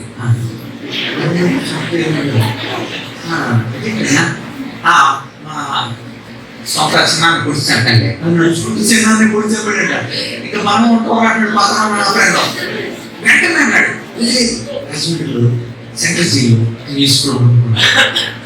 ఒక దొంగ, ఒక భయంకరమైన, ఒక నాటకుడు, ఒక విభజన ఎలా మారుతున్నారు? దేవుడికి అంత పవర్ ఉంది. అందుకే ఆయన సామరస్యంగా ఫస్ట్ దేవునితో స్వతంత్రత నీతో ఉంటాను ఆయన. నేను కావాలి నా అడుగులో నడుగు చాలా దేవుడితో నిజంగా చాలా ఆశ్చర్యపోయాను నేను. ఎలా మారాడు? సాధు సుందరసి సత్యవాక్యమును చించి కాచి క్రీస్తు శిష్యుడై చించి కాచేసినాడు. భక్త సింగాడు బైబిలును ద్వేషించి శక్తి కలిగిన క్రీస్తు భక్తుడాయే. పొడమిని పండిత పురుషోత్తముడు కూడా క్రీస్తుని ధరించి ధన్యుడాయే. ఎవరు ధన్యులే? ఎవరు ధన్యులు? యేసుతో ఉండడానికి ఇష్టపడ్డారు. నువ్వు కూడా యేసు నీతో ఉంటాను అంటే చాలు, ఆయన నీతో సామరస్యంగా నడుస్తాడు. అందుకని చీకట్లో నుండి వెలుగులోకి పిలిచాడే అన్నాడు. 3:9 చదవండి. ఆశీర్వాదమునకు వారసులకు పిలిచాడు. చూసారా, ఇంట్లో పిలిచాడు. ఈసారి అన్నిటిగా నీ కృపావరాలు ఇస్తాను, ఈ కృపావరాలు వాడుకురా బయలు. కృపావరాలు ఇచ్చి ఆశీర్వాదానికి వారసులు అవడానికి పిలిచాడు. 3వది 5:10 మహిమ నిమిత్తం పిలిచాడు. మాట 5:10 చదవండి. తన నిత్య మహిమకు నిత్యం ఇక్కడ మహిమపరుస్తాడు, మహిమలో మహిమపరుస్తాడు. అందుకు పిలిచాడు. యాక్సెప్ట్ చేయండి. ఇది చేస్తే ఏం లేదు, యాక్సెప్ట్ ఉంటుంది. హృదయం అనే తలుపు దగ్గర నుంచి పడతాను అన్నాడు. ఎందుకని నీతో సామరస్యం ఉంటాను, నీతో ఇంటరాక్షన్ జరగడానికి, నీతో ఆయన డిస్కోర్స్, నీతో ఆయన ఒక సంబంధాన్ని కలిగి ఉండడానికి ఇష్టపడ్డాడు. యాక్సెప్ట్ చేస్తే చాలు, ఆయన నీతో ఉంటాడు. అందుకని పిలుపులోని ఏర్పాటుని మీరు నిశ్చయం చేసుకుంటే మేము అప్పుడప్పుడు సీఎం కాదు నిశ్చయం చేసుకోవాలంట. పేతురు రాశాడు 2వ పత్రిక చదవండి. పేతురు రాసిన 2వ పత్రిక మొట్టమొదటి అధ్యాయం 10వ వచనం. పేతురు రాసిన 2వ పత్రిక 1:10. సహోదరులారా, నీ పిలుపును ఏర్పాటును నిశ్చయం చేసుకోవడానికి జాగ్రత్త పడండి. నిజంగా ఆయన పిలిచినప్పుడు మీరు ఆయన ఏర్పాట్లు వెళ్ళారా? పాఠశాలలో జాయిన్ అవ్వండి, మీకు చిక్కీలు పెడతారు, కొడుకుట్లు ఇస్తారు, టైర్ ఇస్తారు, లేకపోతే అన్ని ఇస్తారు, మీకు బూట్లు ఇస్తారు, ఇవన్నీ ఇస్తారు అని చెప్పారు. అది ఏర్పాటు. అందుకోసం పిలుస్తున్నాను. వచ్చేది అనుకోండి, అడ్మిషన్ లో పేరు ఉంది అనుకోండి, ఖచ్చితంగా అవన్నీ పొందుతాడు. నువ్వు కూడా అడ్మిషన్ లో పేరు రాసుకో. ఒకటే మాట, ప్రభువా నిన్ను నేను రక్షకుడు అంగీకరిస్తున్నాను, నేను ఒక మెంటర్ ఉంచుకోవాలనుకుంటున్నాను, నా ముందు నువ్వు నడువు, నీ అడుగు జరగదు, నేను నడుస్తాను, నాకు ఇంకెవరు లేదు, నువ్వే అని నువ్వు కనుక దేవుడితో అంటే దేవుడు నీతో నిరంతరం సామరస్యం. పేతురుతో ఆయన ఎలా సామరస్యం ఉన్నాడు మనం చూడాలి. ముందులో ఎలా ఇప్పుడు మనం దేవుడికి నీకు మధ్య ముందు ఒక మంచి సంబంధం. ఆయన పెంచుకోవడానికి ఇష్టపడుతున్నాడు. రైట్, మొట్టమొదటి ర్యాపో, రెండవది కమ్యూనికేషన్. దేవుడు ఎప్పుడైతే నీకు సమానం ఉంటుందో, పెళ్ళైన తర్వాత ఎక్కువ మంది అలాగా హనీమూన్లు కట్టుకుపోతుంటారు. ఎందుకు తెలుసా? నాకు అమ్ముతుంది కూడా అలాగా. ఎందుకంటే మాట్లాడుకోవడం కోసం. ఎక్కడ చదువుతుంది, కాలేజీ చదువుకోవాలి, మా కాలేజీ చదువుకోవాలి, మా ఇంట్లో వాడు గొడవ, ఎందుకు మాట్లాడుకుంటుంటారు చదువుంది. అవి మాట్లాడుకుని అయ్యాయి అలా అన్నీ మాట్లాడుకుంటారు. ఒకరినొకరు అర్థం చేసుకోవడానికి కోసం, ఓ నీకు ఇష్టం అనుకుంటాను, అలా ఇష్టమా, అలాగైతే ఇష్టం అయ్యే చేస్తాను లేదు, మీకు అది ఇష్టమా, అలాగే అయ్యే వండుతాను లేదు. అది ఒకరినొకరు అర్థం చేసుకోవడానికి కోసం. యేసుతో నడిచేటప్పుడు ఆయన లెసన్ ప్లాన్లన్నీ చూడాలన్నాను, ఆయన పాఠాలన్నీ చదవాలన్నాను, ఆయన పుస్తకాలన్నీ తిరగేయాలన్నాను. ఆయన మనం అర్థం చేసుకోవాలి. ప్రతిరోజు ఆయన మనకు బోధిస్తానంటాడు. ఆయనతో మనము communicate. Do you know what is the meaning of communication? Communication అని అంటే కామన్ అని అర్థం. కమ్యూనికేషన్ అనే పదం కమ్యూనిస్ అని లాటిన్ పదం నుండి వచ్చింది. కమ్యూనిస్, కమ్యూనిస్ట్, ఇవన్నీ ఆ పదాలే లాటిన్ నుండి వచ్చినాయి. కమ్యూనిస్ అంటే అర్థం కామన్ అని అర్థం. ఇప్పుడు నేను పేతురు గురించి చెప్పాలనుకున్నాను. ఇంకా మిగిలిన టైంలో ఒక పేతురు గురించి మీకు చెప్పేశాను అనుకోండి, నా విషయం అంతా మీకు చేరింది అనుకోండి, అప్పుడు మీరు నేను ఏమవుతాను? కామన్. యేసు మనతో వచ్చి పరలోక సంబంధమైన విషయాలన్నీ చెప్పాడు అనుకోండి, ఆయన మనం ఏమవుతాం? కామన్. That is communication. అందుకే ఆయన చెప్పడానికి ఎక్కువ ఇష్టపడ్డాడు. ఎక్కడ కూర్చుంటే అక్కడ పరలోక రాజ్యం ఎలా ఉంటుందో తెలుసా? చూడండి ఒకసారి, అక్కడ వలేసి ఎవరు పడుతున్నారా ఎలా ఉంటుంది, అదేనా ప్రభా చూడండి ఒకసారి. ఏం చేశాడు? బయట లాగేట అలాగే కడితే ఏం చేశాడు? చేపలను పుట్టి వేసుకున్నాడు. వీళ్ళు దుఃఖం ఏం చేశాడు? కింద పడేశాడు. అంతే. పరలోక రాజ్యంలో కూడా అంతే. అందరికీ కూర్చొని ఉండొచ్చు, గుట్టులోకి వెళ్ళి చేపలు ఎత్తమని యేసు ప్రభు చేతుల్లోకి వెళ్ళి ఆయన ద్వారా ఏర్పరచబడిన అంటాడు అన్నమాట. ఇంచేత పేతురు ప్రతిరోజు దేవునితో మాట్లాడుతున్నాడు. ఎలా మాట్లాడుతున్నాడు? ఒక్కొక్క విషయం చెప్తా ఉంటాను, మీరు చూడాలి బైబిల్లో. అంటే పేతురుతో దేవుడు ఎలాంటి డిస్కోర్స్, ఎలాంటి ఇంటరాక్షన్, ఎలాంటి సహసంబంధాలు కాదు. ఆ ప్రతిరోజు నువ్వు మాట్లాడుతుంటే నీ కాలేజీలో ఎలా ఉండాలో, నీ యొక్క ఇంటి దగ్గర ఎలా ఉండాలో, నీ పాఠశాలలో ఎలా ఉండాలో, నీ స్నేహితులకు ఎలా ఉండాలో, పెద్దోళ్ళకి ఎలా ఉండాలో, మందిరాలకు ఎలా ఉండాలో దేవుడు నేర్పించడం ఎవ్రీ డే నేర్పిస్తాడు. ఆయన ఎవ్రీ డే నేర్పిస్తాడు. నాకు అలా నేర్పించాడు, నీకు నేర్పిస్తాడు. ఓహో ఇలా ఉండకూడదు, నేను వాళ్ళ దగ్గర సాక్షిగా ఉండాలి కనుక, ఓ నేను అలా విట్టు మౌనం ఉండకూడదు, వాళ్ళకి సమాధానం చెప్పాలి. రైట్, నేను అలా ఉండాలన్నమాట. అది మనకి చెప్తా ఉంటాడు దేవుడు. పేతురుతో పేతురు ఎప్పటికప్పుడు సరి చేస్తా ఉన్నాడు. ఎప్పటికప్పుడు జస్ట్ చదవండి లూకాసు వార్త 8:46. ఇక్కడ ఒక రక్తస్రావం కలిగిన స్త్రీ ముక్కుంది, వెనక్కి వచ్చి ఎంతో రక్తదానం కట్టింది. అది ఆమెకే యేసు ప్రభుకి తప్ప ఎవరికి తెలియదు. జాగ్రత్త గమనించాలి. వెంటనే యేసు ప్రభు వెనక్కి చూసి ఎవరైనా ముట్టుకున్నారు అన్నాడు. వెంటనే సీమోను పేతురు వచ్చి ఇలాగన్నాడు. వెంటనే ప్రతిదానికి ఫస్ట్ అన్నాడు. బ్యాక్ పెంచి కానీ ఫస్ట్ మాట్లాడింది పెడితే దేవుడు ఆ తర్వాత ఎంత కాపరక మార్చాడు తెలుసా? ఎన్నో సర్కిల్ తీసుకెళ్ళాడు. ఎంత ఉండేవాడిని ఎన్నో సర్కిల్ అంటే ఆయన దగ్గర ఉండే ముగ్గురు స్నేహితులు, ముగ్గురు శిష్యులు. ఎవరెవరు? పేతురు, యాకోబు, యోహాను, ముగ్గురు అనమాట. ఎన్నో సర్కిల్కి వచ్చేసాడు. ఎలా వచ్చాడంటే ఎవ్రీ డే దేవుడితో మాట్లాడేస్తున్నాడు. ఆయన కార్యాల గురించి మాట్లాడదు. ఎవ్రీ డే బైబిల్ చదవండి. అసలు నీలో అలాంటి మార్పు రాకపోతే ఫస్ట్ నన్ను అడగాలి. నేను ఎవ్రీ డే చదువుతున్నాను. అలాంటి ధ్యానం, అలాంటి ఏదో స్టడీ పేపర్ దగ్గర పెట్టుకుని అసలు అందులో ఉన్న మూలార్థాలు ఏంటి, ఎక్కడెక్కడ ఏంటి, దీని అర్థం ఏంటి, కొన్ని క్రాస్ రిఫరెన్స్ లేకుంటే అట్లా కలుపుకొని అలా చక్కగా ధ్యానం చేయండి. మీ యొక్క అంతరంగ స్వభావం మార్పు రాకపోతే ఫస్ట్ నన్ను అడగాలి. ప్రతిరోజు దేవుడు మాట్లాడతాడు. ఇంతమంది నిలబడుతున్నారే అన్నాడు. ఫిజికల్ అవుట్ లో జనరల్ గా మాట్లాడేస్తాడు పేరు. వెంటనే యేసు ఏమన్నా తెలుసా? ఏమన్నా చదవండి అక్కడ. ఎవడో నన్ను ముట్టాను, ప్రభావం నాలో వెడలిపోయానని నాకు తెలిసిందే, నీకు తెలుసా అన్నాడు. అర్థం మీకు? ఎవరో నాకు విశ్వాసం ముట్టుకున్నారుగా, నాలో నుండి ప్రభావం వెళ్ళిపోయింది. నాకు తెలిసిందే, నీకు తెలిసిందే. అప్పుడు పేతురు మళ్ళీ లేస్తాను.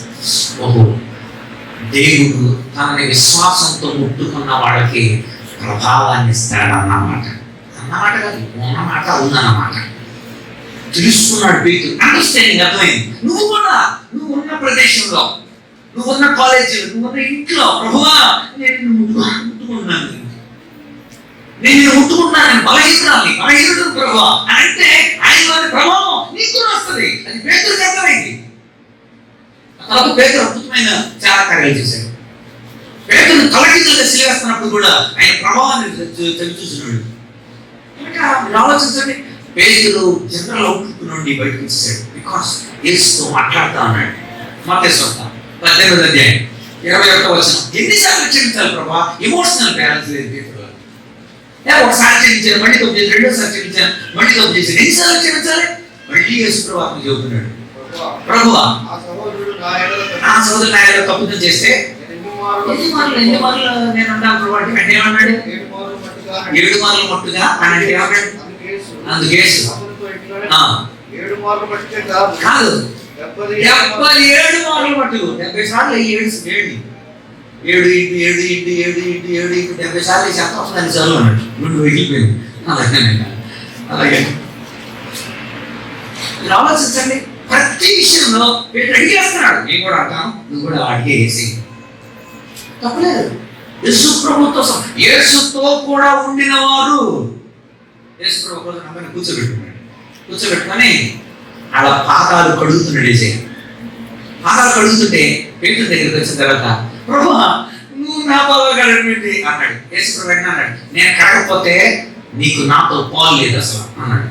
వెంటనే పేతురు అన్నాడు, మొత్తం లేదు. అన్నాడు, ఇప్పుడు స్నానం చేస్తున్నాడు, బయటికి వెళ్ళిన తర్వాత పాదాలతో నడిచి పాదాలే కదా కడుక్కునేది, అందుకు పాదాలు కడుగుతున్నాను నేను. ఇదిగో వీళ్ళందరూ పరిస్థితులు కాదు, కొంతమంది పరిస్థితులు అన్నాడు. ఎంత లెసిస్తున్నాడు పేతురుకి అర్థం కాదు. తర్వాత అర్థమైంది. యేసుప్రభు వెంటనే, ఇదిగో నేను నిన్ను కడగకపోతే నాతో నీకు పాలు లేదు. వండర్ఫుల్ అంటే అర్థం యేసయ్య మనం కడగాలి, ఆయనతో కడిగితే ఆయనతో మనకు పాలు ఉంటుంది అన్నమాట. అంత అద్భుతమైన లెసన్. అందుకని ఓపెన్గా ఏ విషయమైన పేరు ఈరోజు నువ్వు కూడా, ప్రభా నన్ను కడుగు, నన్ను శుద్ధి చేయ ప్రభా, నీ రక్తంతో నన్ను కడుగు ప్రభా, అలా కడిగాడు అనుకోండి, యేసు ప్రభుతో మనకు సంబంధం ఉంటుంది. యోహాను మొదటి పత్రిక 1వ అధ్యాయం 7-9 వచనాలు. యోహాను మొదటి పత్రిక 1వ అధ్యాయం 7-9. ఆయన వెలుగులో నడిచిన ప్రకారం మనం కూడా వెలుగులో నడిచిన మనం అన్యోన్య సహవాసం కలిగిన వారమేమో, అప్పుడు ఆయన కుమారుడు యేసు రక్తం ప్రతి పాపం నుండి మనం పవిత్రులుగా చేయండి. 8వ వచనం. మనము పాపము లేని వారమని చెప్పుకుని మనం మోసపుచ్చున్నాము, మరి మనలో సత్యం ఉండదు. మన పాపంలో మనం ఒప్పుకొని నేడు ఆయన నమ్మదగిన వాడు, నీతిమంతుడు కనుక ఆయన మన పాపాలు క్షమించి సమస్త దుర్నీతి నుండి మనం పవిత్రులుగా మనం ఒప్పుకుంటే, నాకు అర్థమైంది, నువ్వు కడగకపోతే నాకు నీకు పాలు కడుగునైనా ఇంకా పేతురు అన్నింటిలో ముందున్నాడు. పేతురుకి అన్నింటికి జవాబు చెప్తానన్నాడు. మత్తయి 26:33. ప్రభువా అందరూ అభ్యంతర పడ్డారు, నేను మాత్రం అభ్యంతర పడను అన్నాడు. పడే మాటలు ఇవన్నీ. వాళ్ళందరూ ఏమనుకున్నా సార్, నేను మాత్రం అన్నాడు. పడేకోమంటాం వెంటనే అభ్యంతర పడడానికి చెబుతున్నావు, నువ్వు కరెక్టే, కోరుకు ముస్తాతో అంటాం. ఎంత అవుతుంది చెప్పేస్తున్నాడు అన్ని విషయాలు. మాట్లాడితే సుమా మీరు ఏసీతో మాట్లాడు. ఒక భర్త పుట్టినరోజుకి భార్య కోసం 8,000 పెట్టి ఒక చిలకం పన్నాడు. కొన్ని 6 భాషల్లో మాట్లాడితే అన్ని ఆఫీస్ నుండి ఇంటికి పంపాడంట.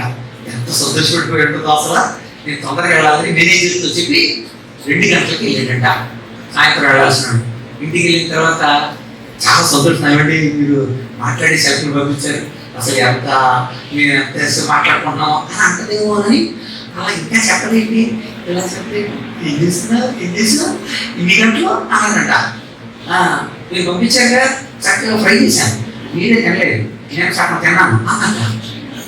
అదేంటి ఫ్రై చేయట్లేదు, అది మాట్లాడే సెలవు కదా అన్నాడంట. అని చాలా బాధ. అప్పుడు అన్నట్ట భార్య, నిజమా అది మాట్లాడే సెలకైనప్పుడు, కత్తి తీసుకొస్తున్నప్పుడైనా, పీక పట్టుకున్నప్పుడైనా ఏదో ఒక భాషలో నేను మీకోసం గిఫ్ట్గా ఇచ్చాడు మీ ఆయన గారు, నన్ను ఇలా సంకటం అనవచ్చుగా. అసలు ఏకలు పీకుతున్నాయేమంటలా, పీకపోతున్నాయేమంటలా, ఏమలేదు అసలు. అందుకని ఇది కూడా జనరల్ మామూలు చిలక అనుకుని నేను ఫ్రై చేశాను అన్నాక. అక్కడ నాకు అర్థమైన కథలో అర్థమైన విషయం ఏంటంటే, మాట్లాడలేదు, నువ్వు మాట్లాడాలి. ఎస్ఐగా నాకు ఈ డౌట్ ఉంది, ఏంటైనా అంటే ఆయన సమాధానం చెప్తాడు. ఆయన సమాధానకర్త, ఆయన పేరే అది. పేతురుతో మన గనుక యోహాను సువార్త 21వ అధ్యాయం. యేసుప్రభు ఆరోహణ అయిపోయిన తర్వాత కూడా పేతురు ఒకసారి యేసుప్రభు ఒకసారి ఎలా అన్నాడు, ఇదిగో నాతో ఉన్న వాళ్ళలో కొంతమంది నేను వచ్చాను బతుకుంటున్నా అన్నాడు. ఆయన సందర్భాన్ని బట్టి అన్నాడు. పేతురు వెంటనే యోహాను మీద మనసు పడి ఖచ్చితంగా యోహాన్ని మాటి గుడిగా అనుకుంటున్నాడు. యోహాను నేను యేసుప్రభుని ఎంతో ప్రేమించానని అన్నాడు.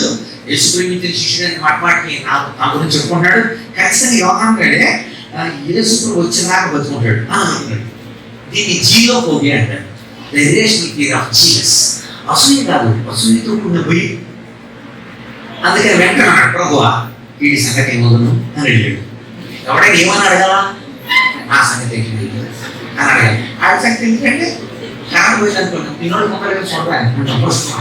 కరెంట్ పోతే మన ఇంట్లో కరెంట్ పోతే ఆ ఇంట్లో చూద్దాం మనం. ఎందుకని ఎప్పుడు కంపారిజన్ స్టడీ అన్నది ఎప్పుడు కూడా. అందుకని పక్కకు చూపించి ఈ సంగతి ఏమవుతున్నాయినా అన్నాడు. వెంటనే తెలుసా, వెంటనే చదవదగిన మాట యోహాను సువార్త 21వ అధ్యాయం 10వ వచనం. ఇక్కడ ఈ సంగతి ఏమవుతున్నా నేను ఇప్పుడు పట్టిన చేపల్లో చెప్పండి. 21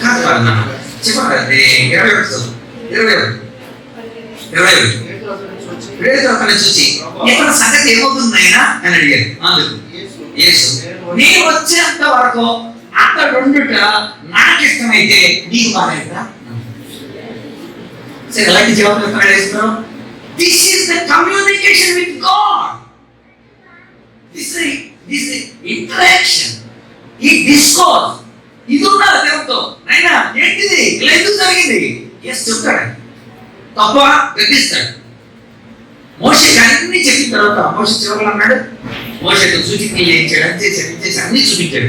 అన్నాడు అంటే మా అన్నయ్య బాబు అన్నాడు. దేవుడు పాపం వచ్చినాడు. ఇన్ని చెప్పి ఇన్ని సూచికలు వేసి మీ అన్నయ్య బాబుగా నో నువ్వే అడగాలంటే దేవుడు మోషేకి పాపపడాడు. పాపపడ్డాడు కొన్నిసార్లు. చేయకూడదు. ఇప్పుడు తెలుస్తుంది నీకు, ఆయనతో మాట్లాడాలి. ఆయనతో మాట్లాడాలి. మనం దేవుడితో సహసంబంధం ఉండాలి, ఆయనతో సామరస్యం, ఆయనతో సంబంధం ఉండాలి. రెండవది ఆయనతో నిరంతరం కమ్యూనికేషన్ ఉండాలి. కొంతమంది క్రిస్మస్ 10 రోజులు మంచి కమ్యూనికేషన్ ఉండదు. అబ్బా అసలు క్రిస్మస్ పాటలు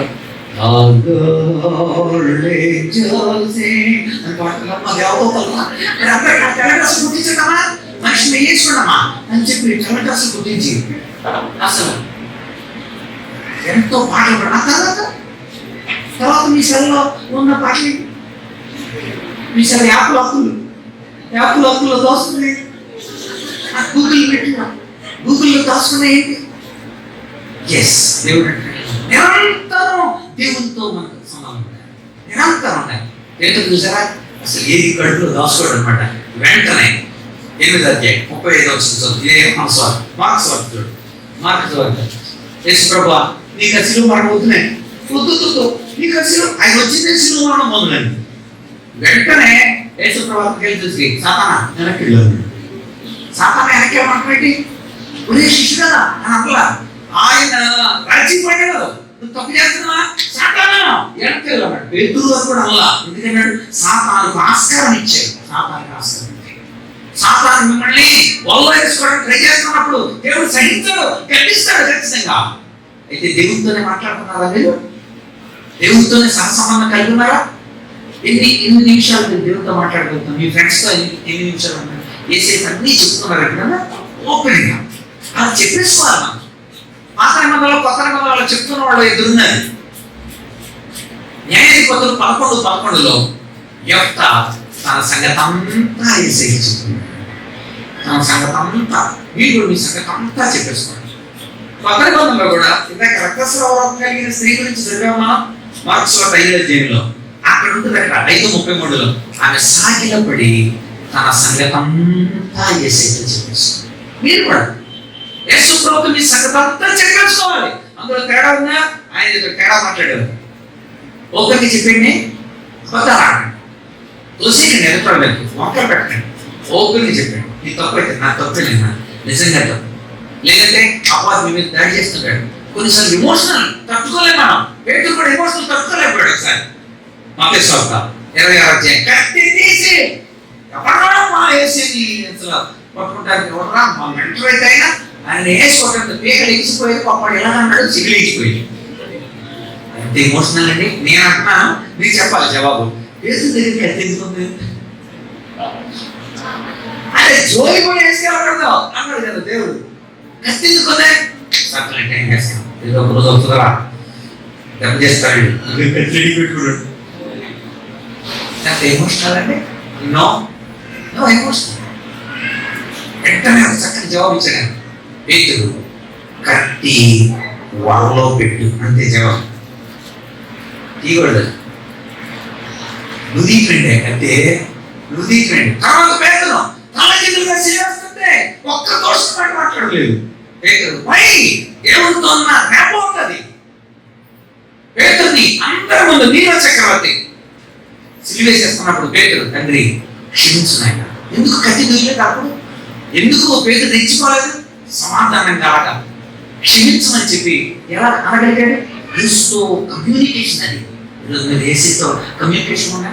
కొన్నిసార్లు మనం ఎంతకాలం ఉన్నాం, మనం ఏం చేశాడు దేవుడు?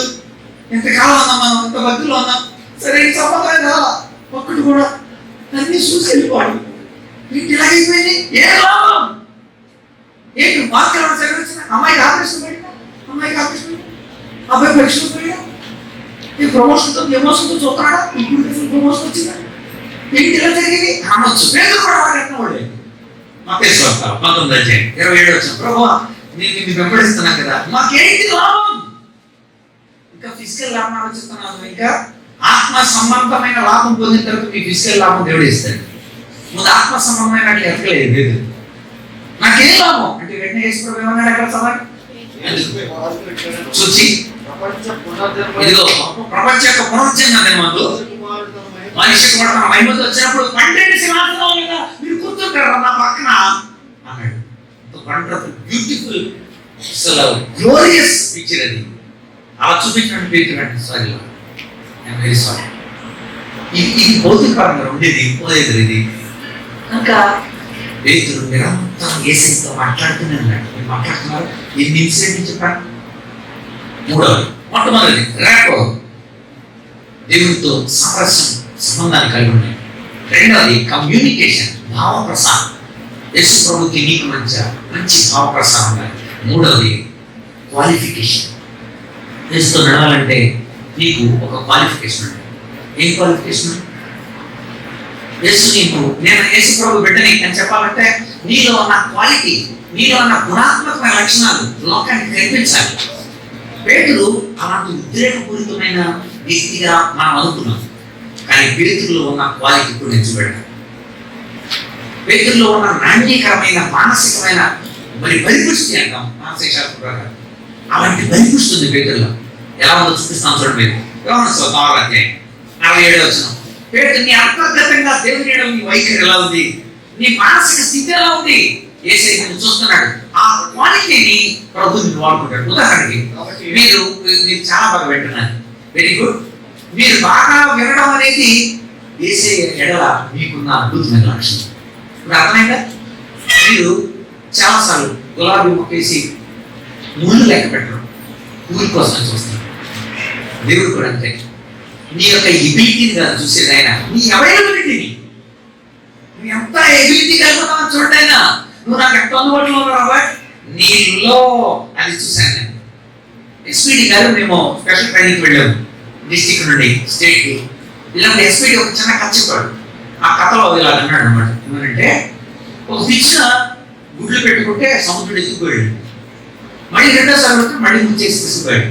మూడోసారి గుడ్లు పెట్టుకుంటే కూడా ఆ సముద్రుడు తీసుకెళ్ళిపోతే పిచ్చును అనుకున్నాక ఈ సముద్రుడిని ఇక్కడ లేకుండా చేయాలి అలా కారణం కలుపుకున్నాక అనుకోని వెంటనే సముద్రంలోకి వెళ్ళడం, నీళ్లు తినడం, బయటకు వచ్చి ఒడ్డు ఇటు అలా అంటే సముద్రం ఇక్కడ లేకుండా చేయడానికి చాలా ట్రైన్. అలా సాయంత్రం దాకా నీళ్ళు అటు ఇటు ఊసి ఊసి కడుపు పడింది. వెంటనే దేవుడు ప్రత్యక్షం ఏంటి పిచ్చుగా అంటే ఈ సంగతి అంటే సముద్రం పిలిచి ఒట్టుకెళ్ళి ఇచ్చి గుడ్లు తెచ్చి అంటే అప్పించాను. చిన్న కథ, కానీ మమ్మల్ని అడిగే డిఆర్జీ సందర్భం ఆయన ఎస్పీ దేవుడు అడిగాడంటే పిచ్చుగా చేసింది బుద్ధిహీనమైన పని, కానీ దేవుడు ఎందుకు ప్రత్యక్షమయ్యాడు అని చెప్పండి. పిచ్చి చేసింది బుద్ధి లేదు పని కదా, ఆమె ఎగిన అది కాదు, మూర్ఖపు పని, కానీ దేవుడు ఎందుకు ప్రత్యక్షమయ్యాడు అనేది ప్రశ్న. ఎందుకు ప్రత్యక్షమయ్యాడు? చెప్పాలి త్వరగా. ఇసుకలో పట్టుదల, ఆ పట్టుదల మూర్ఖమైన వాటి కోసం వాడుతుంది. ఆ పట్టుదల ఒరిజినల్ వాటికి వాడుతాను. నీలో వినగలిగిన సామర్థ్యం ఉంది, అది దేవుని ఏడు ఉంచు. పాడగలిగిన సామర్థ్యం ఉంది, అది దేవునిలో ఉంచు. అనవసరమైన వాటికి వాడుతున్నావు, వాటిని ఉద్దు దాంట్లో వాడుతున్నావు. నువ్వు వేస్ట్ చేస్తున్న టయాన్ని, ఆ టయాన్ని నా కోసం వాడు. ఎంత దేవుడు మన జీవితాల్లో అలాంటి క్వాలిటేటివ్ ఇష్యూస్ చూస్తాడు. నీ బలం, నీ ఆలోచన, నీ రీజనింగ్, నీ మెమరీ, నీ రీకాల్, నీ రికగ్నిషన్, నీ యొక్క ఐనెస్, నీ విల్, నీ టెంపర్మెంట్, నీ ఫీలింగ్, నీ రీజనింగ్, ఇవన్నీ స్పిరిచువల్ ఆస్పెక్ట్ లో, స్పిరిచువల్ జోన్ లో వాడు. ఆ రాష్ట్రం దేవుడిలో ఉండాలి. నీకు ఆసక్తి పుస్తకాలు చదవడం, బైబిల్ చదవడం ఉండాలి. ఆ జిజ్ఞాస మిషనరీ ఫీల్డ్ లో నేను కూడా బ్రతకాలని ఉండాలి. ఆ డ్రైవ్ దేవుడిలో ఉండాలి. అందుకు దేవుడు పని చేస్తాడు. అసలు పేతుల్లో ఉన్న అంతర్గత లక్షణాలు ఏంటో ఇప్పుడు నుంచి పెడతాం. అవి చూస్తున్నాడు దేవుడు, వాటిని వాడుకుంటాడు. నెంబర్ 1 అందరూ వెళ్ళిపోతున్నారు. వెంటనే యేసుప్రభు మీరు కూడా వెళ్ళిపోవాలనుకున్నారా? మేము కూడా అడుగుతున్నాను. యేసుప్రభు అడిగినట్లు మీరు కూడా వెళ్ళిపోవాలనుకున్నారా అని వెంటనే పేతురు వేశాడు. శిష్యుల్లో ఫస్ట్ లేచిన పేతురే ఏమన్నాడు తెలుసా? ఏమన్నాడు? ప్రభువా ఎక్కడికి వెళ్తామైనా, ఎవరి దగ్గరికి వెళ్తాం మేము? నీవే నిత్య జీవపు మాటలు కలిగిన వాడు. నామేనా ఒకసారి? నువ్వు తప్ప ఎవరు లేడు ప్రభా, నువ్వే. ఎంత అద్భుతమైన మాట! అలా ఉండాలి, కాన్ఫిడెంట్. అలాంటి స్థిరచిత్తం ఉంది పేతురులో. అది చూస్తున్నాడు దేవుడు. అంతేకాదు మత్తయి సువార్త 16 వచ్చింది. ఏదో నా గురించి ఏమనుకుంటున్నారా బాయ్? ఫీడ్బ్యాక్ చెప్పండి. ఏమనుకుంటున్నారు జనం? సార్ మొన్న ఊరు వెళ్ళాను ఆయన ఏంటి కొంతమంది ఏది అనుకుంటున్నారు. ఈ ఊర్లో ఏమనుకున్నారు? ఏ బాప్తిస్మం నుంచి చచ్చిపోయాడు కదా, మళ్ళీ ఇంకొక ఆయన వచ్చినట్టున్నాడు అని అనుకుంటున్నారు. ఇంకేమన్నా ఏమి అనుకుంటున్నారు? సరే వాళ్ళు రకరకాలు అనుకుంటున్నారా? మీరేమనుకుంటున్నారు? వెంటనే సీమోన్ పట్ల అయిపోతుంది. అంతే ఓపెన్ హార్ట్ విత్ జీసస్. ఈరోజు నువ్వు కూడా అలా ఉండాలి. మళ్ళీ చెప్పారు అంటే ఏదైనా సార్ తప్పైందా? తప్పని చెప్తాడు ఆయన. ఓపెన్ గా చెప్పేసి ఎస్సీ మోకాళ్ళు పెట్టేసి నేను ఇలాగన్నా నా తప్పే అంటే ఓహో నేను కారణం అంటే చెప్పేసి వెంటనే సీమోను పేరు చదువు. నువ్వు సజీవుడు దేవుడి కుమారుడు, నువ్వేనా క్రీస్తు అంటే, నువ్వే అభిషేకం పడ్డాడు. ఐ నో అని ఎప్పుడల్లా శిష్యుల్లో పేరు చూసారా ఎలా మాట్లాడుతున్నాడు? ఎస్ తండ్రి దేవుడు తప్ప ఎవడో నీకు దీన్ని బయటపరచు. వెలుతురులో ఉన్న అంతర్గత సామర్థ్యాలు, వెలుతురులో ఉన్న హై క్వాలిటేటివ్ ఇష్యూస్ మనం కూడా కలిగి ఉంటాం. ఎందుకని యేసుతో నడుస్తున్నాము కనుక. ఇందాక మనం చెప్పాం, ప్రభువా రాత్రి ఒక్క చేప పడలేదు, అయినను నీ మాట చొప్పున నేను వేస్తా అన్నాడు. ఎంత స్థిరచిత్తం ఉందండి పేతురులో. నీ మాట నేను విలువిస్తున్నాను ఆయన. మీరు విలువించారా? చెడ్డవాడిని చూడటం నా కన్నులు మూసుకుంటాను ఆయన అన్నారు. విలువించారా మీరు వేసే మాట? వెలికి మన నవ్వకుండా నేను అలా ఉంటాను ఆయన. అలాంటి నేను మెసేజ్ చేయక నేను పెట్టను ఆయన. అలాంటి డౌన్లోడ్ చేయను నేను నన్ను ఒప్పేసుకున్నాను దేవుని దగ్గర. మళ్ళీ ఇంకా మళ్ళీ వెళ్తావా? నో, నా చేతులు వేళాకు నేను నిబంధన చేసుకున్నాను అన్నాడు. చేతి వేళకి ఎలా పట్టుకుని ఎలా కొట్టేస్తుంటే ఎలాగా టైపింగ్ చాలా ఎలా పట్టుకొని నడుచుకుంటానే టైపింగ్. ఎలాగ మనం ఏ మెసేజ్ పంపుతున్నాం మనం కనుక దేవుళ్ళు ఎంత గడుపుతున్నాం. ఒకరు చేసే అది వెళ్ళిపోతాను వెళ్ళిపోదాం అన్న. ఇది ఒక పెద్ద తుఫాను. యేసుప్రభువు తుఫాన్లో ఉన్నాడని ఆయన రైలు నుండి ఆయన వచ్చేసినాడు. తుఫాన్లో చీకటి అంతకాలం భయంకరం. రెండు యేసుప్రభు కనబడుతున్నాడు. దీన్ని పోతాం నడుస్తున్నాడు. వెంటనే యేసుప్రభు నేనే భయపడ్డాను. వెంటనే పడవలో ఫస్ట్ ఇచ్చిపోయిందారు మాట్లాడలేదు. పేతురే ప్రభువా నిజంగా నువ్వేనా? ఎస్ నేనే అన్నాడు. నిజంగా నువ్వైతే నీకు లాగా నేను నడుస్తా ప్రభువా. వండర్ఫుల్ డిసైడ్ ఎప్పుడైనా అడిగే వాళ్ళగా డిసైడ్ నీకు లాగా నేను నడుస్తాను ఆయన. ఆయన ఎప్పుడు ఓరి భక్తుడా నిన్నగా మనం సంచేసుకున్నాం. ఒప్పుడు నేను చెప్పమంటారు నువ్వు బెరాకిలో హాస్పిటల్ చెప్పండి చెప్పు నువ్వు అప్పుడు అనలేదు ఆయన. నడవాలని కోరుతుందా? నడిపిస్తాను మాట పాడినా ఆ మాట పాడి కష్టాల కొలిమి కాచివేసిన శోకాలు గుండెను చీల్చివేసిన తన చిత్తం నెరవేర్చుతాడు. గమ్యం వరకు నన్ను చేర్చుతాడు, నడిపిస్తాడు నా దేవుడు. శ్రమలోనైనా నన్ను విడువను. విడిచిపెట్టడైనా నీళ్ళ మీద నడిచాడు. యేసు ప్రభు నీళ్ళ మీద నడిచాడు. ఇది చూడండి, ఇక్కడ చూడండి. నెక్స్ట్ పేరు పేతురు. అందుకని యేసు ప్రభు తప్ప నీళ్ళ మీద నడిచింది ఎదురే. ఎంత గొప్ప భాగ్యం. పేతురులో నాయన నీకులాగా నేను నడవాలన్న నిజమైన జిజ్ఞాస. ఒకరు యేసు ప్రభు వెళ్తా ఉన్నాడు. రోడ్డు పక్కన అందరూ చెట్టు నిలబడి, నువ్వు చూసారా దాని కాలం చాలా ఉన్నాయి అసలు నో చెప్పించేసాడు. చెప్పించేసి అక్కడ ఓడిపోతున్నాడు. మీటింగ్ నేను తిరిగి వస్తున్నప్పుడు రంగంలోకి మళ్ళీ ఎవరు దిగారు? పేతురే. మార్కు సువార్త 11వ అధ్యాయం 11:21. ప్రభువా ఈ సంగతి ఏంటి అన్నాడు. అంటే కదా ఎందుకు వెళ్ళిపోయింది ఆయన అన్నాడు. వెంటనే దేవుడు ఎలా చెప్తూ ప్రార్థన లేని వాళ్ళు బతుకు అంతే అన్నాడు. అంటే గుట్టుకున్నాను అంటే ఓహో అంటే ప్రార్థన లేని వాళ్ళు ఈడికి వెళ్ళిపోతారు అనమాట. లెసన్స్ అండి. ఎవ్రీ డే యేసు ప్రభుతో ఉన్నప్పుడు నీ జీవితం ఎందుకు మారదు? ఇది సవాల్. అందుకోసం ఇన్నిసార్లు పెట్టిన చెప్పాను 210 సార్లు పేతురు పేరు ప్రస్తావించబడింది బైబిల్లో. ఎందుకంటే పేతురు నిరంతరం యేసుతో మాట్లాడడానికి ఇష్టపడుతూ ఉన్నాడు. మత్తయి సువార్త 15వ అధ్యాయం 15వ వచనం. మత్తయి సువార్త 15వ అధ్యాయం. నాయనా నువ్వేదో ఉపమానం చెప్పేదాక మాకు అర్థం కాదు అన్నాడు. అందరు శిష్యులు నోరు మూసుకుంటే పేతురు మాకు అర్థం కాలేదు నాయన. అర్థం కాలేదని ఎవరన్నా కైకి పంపించారా? ఎవరు లేరు. అందరికి అర్థమైతే తలకాయ చూపించారంటే ఎవరికి అర్థం కాదా అని పేరు అడుగుతున్నాడు. ప్రభువా నాకు అర్థం కాలేదు చెప్పు. ఆ ఉపమాన భావం ఏంటో మాకు వివరించి చెప్పు అని అడిగింది పేతురు. ఒకటి మీరు ఎప్పుడైనా అలా అడిగారా? ప్రభువా నాకు ఈ భాగం అర్థం కాలేదు నాయన, దయచేసి తెలుసుకోవాలి. ప్రార్థన స్టడీ చేయాలనుకుంటున్నాను. డైలీ బ్రెడ్ నేను చదువుతున్నాను, లేకపోతే స్టడీ బైబిల్ కొనుక్కొని ఉంటాను. నాకు అర్థమైనా నువ్వు చెప్పుదైనా ఇంకా పేతురు ఎక్కువ సార్ 17వ అధ్యాయంలో కూడా మనకు కాబట్టి 24లో ప్రభు ఆ ఉపమాన భావం ఏంటి నాకు అర్థం కాలేదు. నిజంగా అర్థం కాకపోతే దాన్ని వెళ్ళిపోకండి, దాన్ని స్టడీ చేయండి, అడిగి తెలుసుకోండి. దిస్ ఈజ్ పేతురులో ఉన్న ఇన్నర్ పర్సనాలిటీ. దేవుడు నీ లోపల దాగి ఉన్న జిజ్ఞాస, నీ లోపల ఆయన ఎడల నీకున్న వైఖరిని దేవుడు చూస్తాడు, దాన్ని తీస్తాడు, దాని ద్వారా వాడుకుంటాడు. నీలో ఉన్న అపసవ్యం అన్ని తీసేస్తాడు. నీలో ఉన్న అంతర్గత సుగుణాల ద్వారా దేవుడు బలమైన సాధనంగా ఆయన వాడుకుంటాడు. మూడవది, మొట్టమొదటిది సామరస్యత, రెండవది భావ ప్రసారం, మూడవది అంతర్గత లక్షణాలు, నాలుగవది స్థిరచిత్తం. స్థిరచిత్తం లేకపోతే చివరిదాకా ఉండలేడు ఎవరు కూడా. అందుచేత కాన్ఫిడెన్స్. దేవునికి మనకి మధ్య మెంటరింగ్ లో కాన్ఫిడెన్స్. ఇదిగో ఆయన నన్ను నడిపిస్తాడు, ఆయన నన్ను తీసుకెళ్తాడు, ఆయన నా జీవితానికి అలాంటి స్థిరచిత్తం యేసయ్యేలా. చూడండి ఒకసారి మీ జీవితాల్లో ఎప్పుడైనా అలా నిరాశ పడిపోయి నేను ఎందుకు వెళ్ళి ఉన్నాను, ఎంత స్థిరచిత్తం అంటే మీరు నమ్మరు. తిరిగి లేచిన తర్వాత విషయాలు గుర్తు చేస్తే సరిపోదు. మీకు 1వ అధ్యాయంలో ఎదురు చూడండి పరిశుద్ధాత్ముడు కోసం అన్నారు యేసయ్య. అందరూ ఎదురు చూశారు, అక్కడ పేతురు.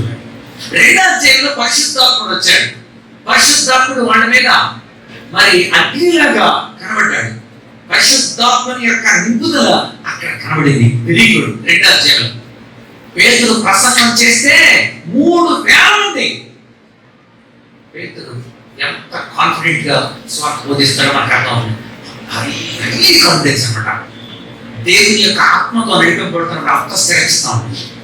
3వ అధ్యాయంలో ఒక కుంటివాడి నజరేయుడైన యేసు ప్రభు నామములో మా దగ్గర ఏమీ లేదు, ఇదే ఉంది అన్నాడు. దేవుడు లేచిపోయాడు. 4వ అధ్యాయానికి రండి. 5,000 మంది. ఆ తర్వాత 4:13లో చూసాం మనం. అతని మాటలకు అందరూ ఆశ్చర్యపడింది. 5వ అధ్యాయానికి రండి. 5వ అధ్యాయంలో పేతురు ఆత్మ వివేచనతో ఏమా ఎంతకే కొన్నామండి అబద్ధం ఆడుతున్నాడు దేవుడి చెప్పేసాడు. పేతురే దానికి పడి చచ్చిపోయారు. ఎవరు? అన్నయ్య చెప్పారు. ఆత్మ వివేచన. 5వ అధ్యాయం కిందకి రండి. పేతురు నడిచేస్తుంటే పేతురు నీడబడి అనేక మంది బాగుపడ్డారంట. మంచాలను తీసుకొచ్చి పేతురు నడిచేస్తుంటే రోడ్డు పక్కన పెట్టారంట. నీడబడితే బతికారు. కానీ పేతురు ఎక్కడ ఆగిపోయి నా నీడబడి వచ్చేదా మా ప్రోగ్రామ్ స్పాన్సర్ చేయండి. మా మ్యాగజైన్ మ్యాగజైన్ పెట్టాం కదా, మ్యాగజైన్ రప్పించండి.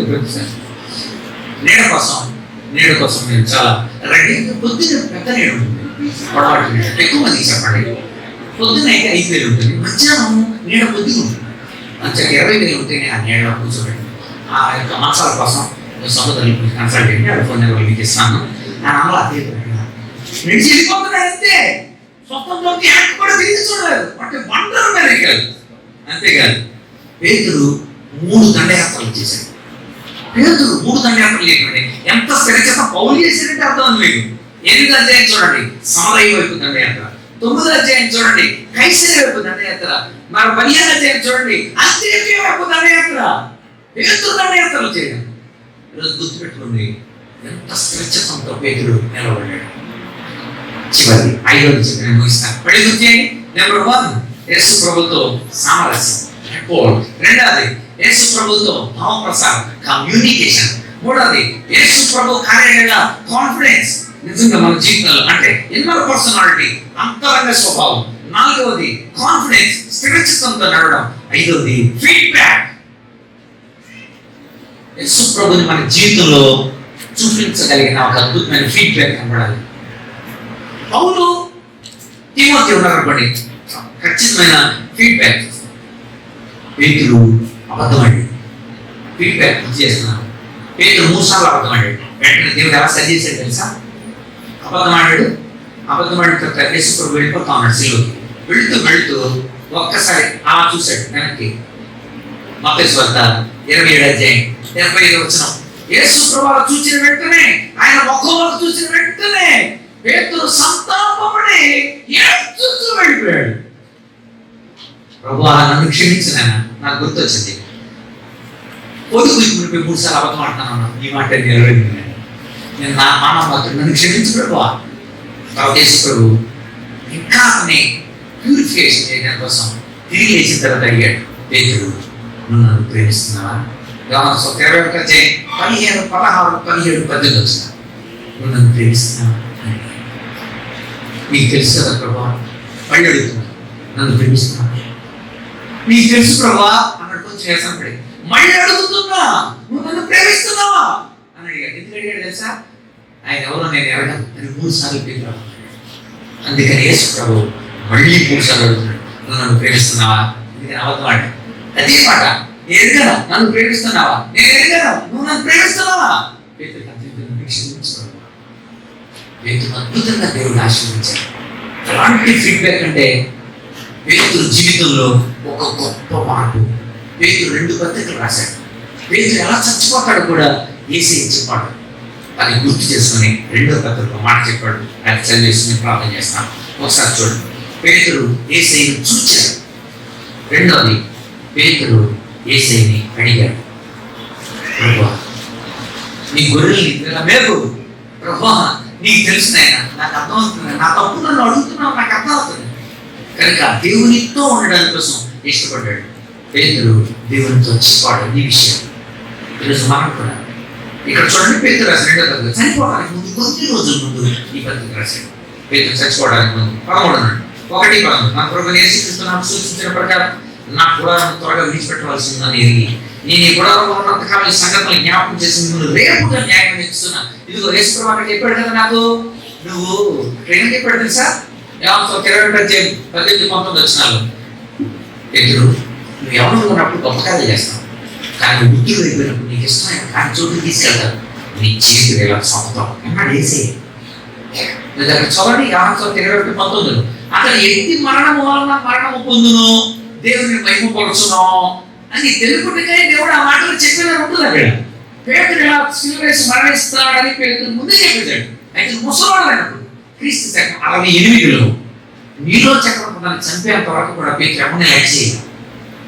మధ్యలో ఏదో దగ్గరికి ఒక రోజు జైలు పడేశాడు. అందరితో చెప్పాడు, తెల్లారి చంపేస్తాను పేతురుని అన్నాడు. కానీ పేతురుని చంపలేకపోయాడు. ఎందుకు తెలుసా? ఆ రాత్రి దేవుడు పేతురు దగ్గరికి వచ్చి చెరసాలలో నుండి పేతురుని బయటకు తీసుకొచ్చాడు.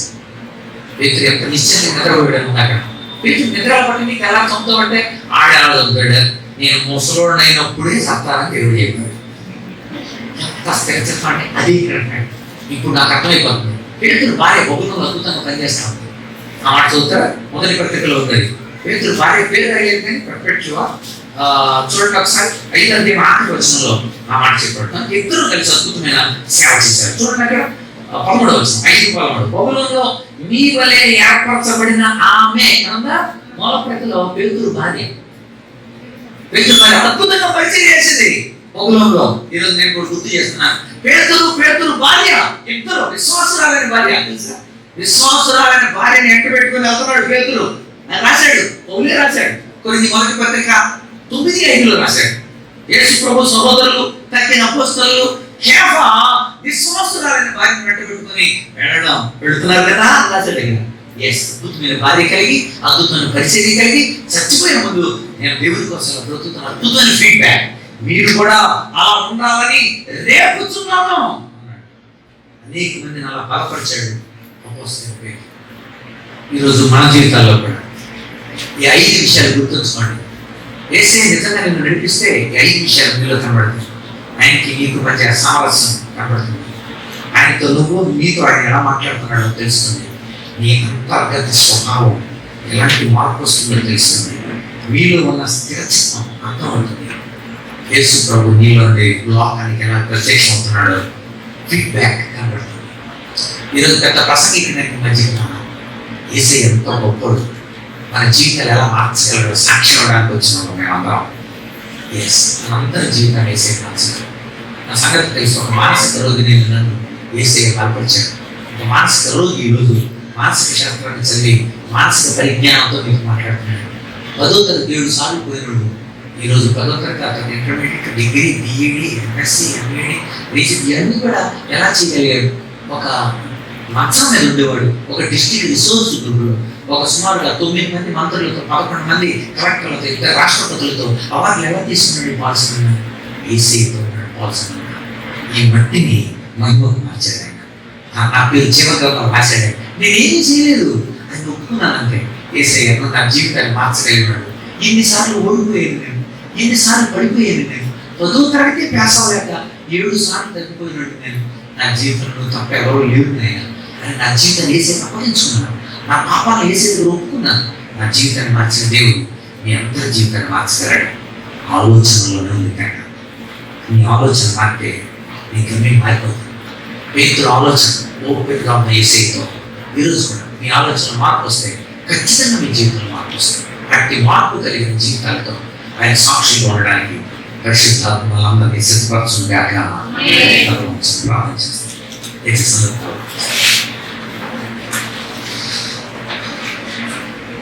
ప్రేమ కలిగిన తండ్రి, నిన్న ఆలోచిస్తున్నాడు.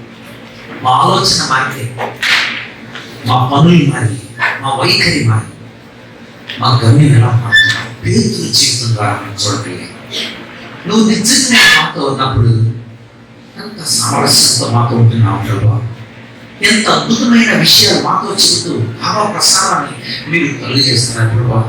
మాలో నీకు ఇష్టమైన విషయాన్ని ఎంత బాగా అభివృద్ధి చేయించావు ప్రభా. ఎంత స్థిరచిత్తంతో నీ కోసం బ్రతకడానికి, పరిచయం చేయడానికి నువ్వు నడిపించావు నాయన. మాలో నుండి లోకం ఈ వెలుగు చూడాలని, అద్భుతమైన ఫీడ్బ్యాక్ మా నుండి లోకం పొందాలని ఇష్టపడ్డావు నాయన ప్రభా. పేతురును మార్చిన వాడు, మమ్మల్ని మార్చగలిగే దేవుడు. మా జీవితాల్లో నిజమైన ఆలోచన కలిగి ఉన్నప్పుడు మా జీవితాన్ని మార్చగలిగిన వాడు. ఇక్కడున్న బిడ్డలు ఎంతమంది తమ హృదయాలు నీతో ఉండాలనే నిజమైన ఆలోచన కలిగి ఉన్నాడు. బిడ్డలందరిని బట్టి స్తుతిస్తున్నాను. చెప్పబడిన ప్రతి మాట ఫలింపచేయండి, సమాధానంతో పంపించండి. తర్వాత జరిగిన ప్రతి కార్యం ఆశీర్వాదకరంగా మార్చండి. యేసయ్య పరిశుద్ధ నామమున స్తుతించి వేడి ప్రార్థిస్తున్నాము తండ్రి. Thank you friends. May God bless you. Thank you.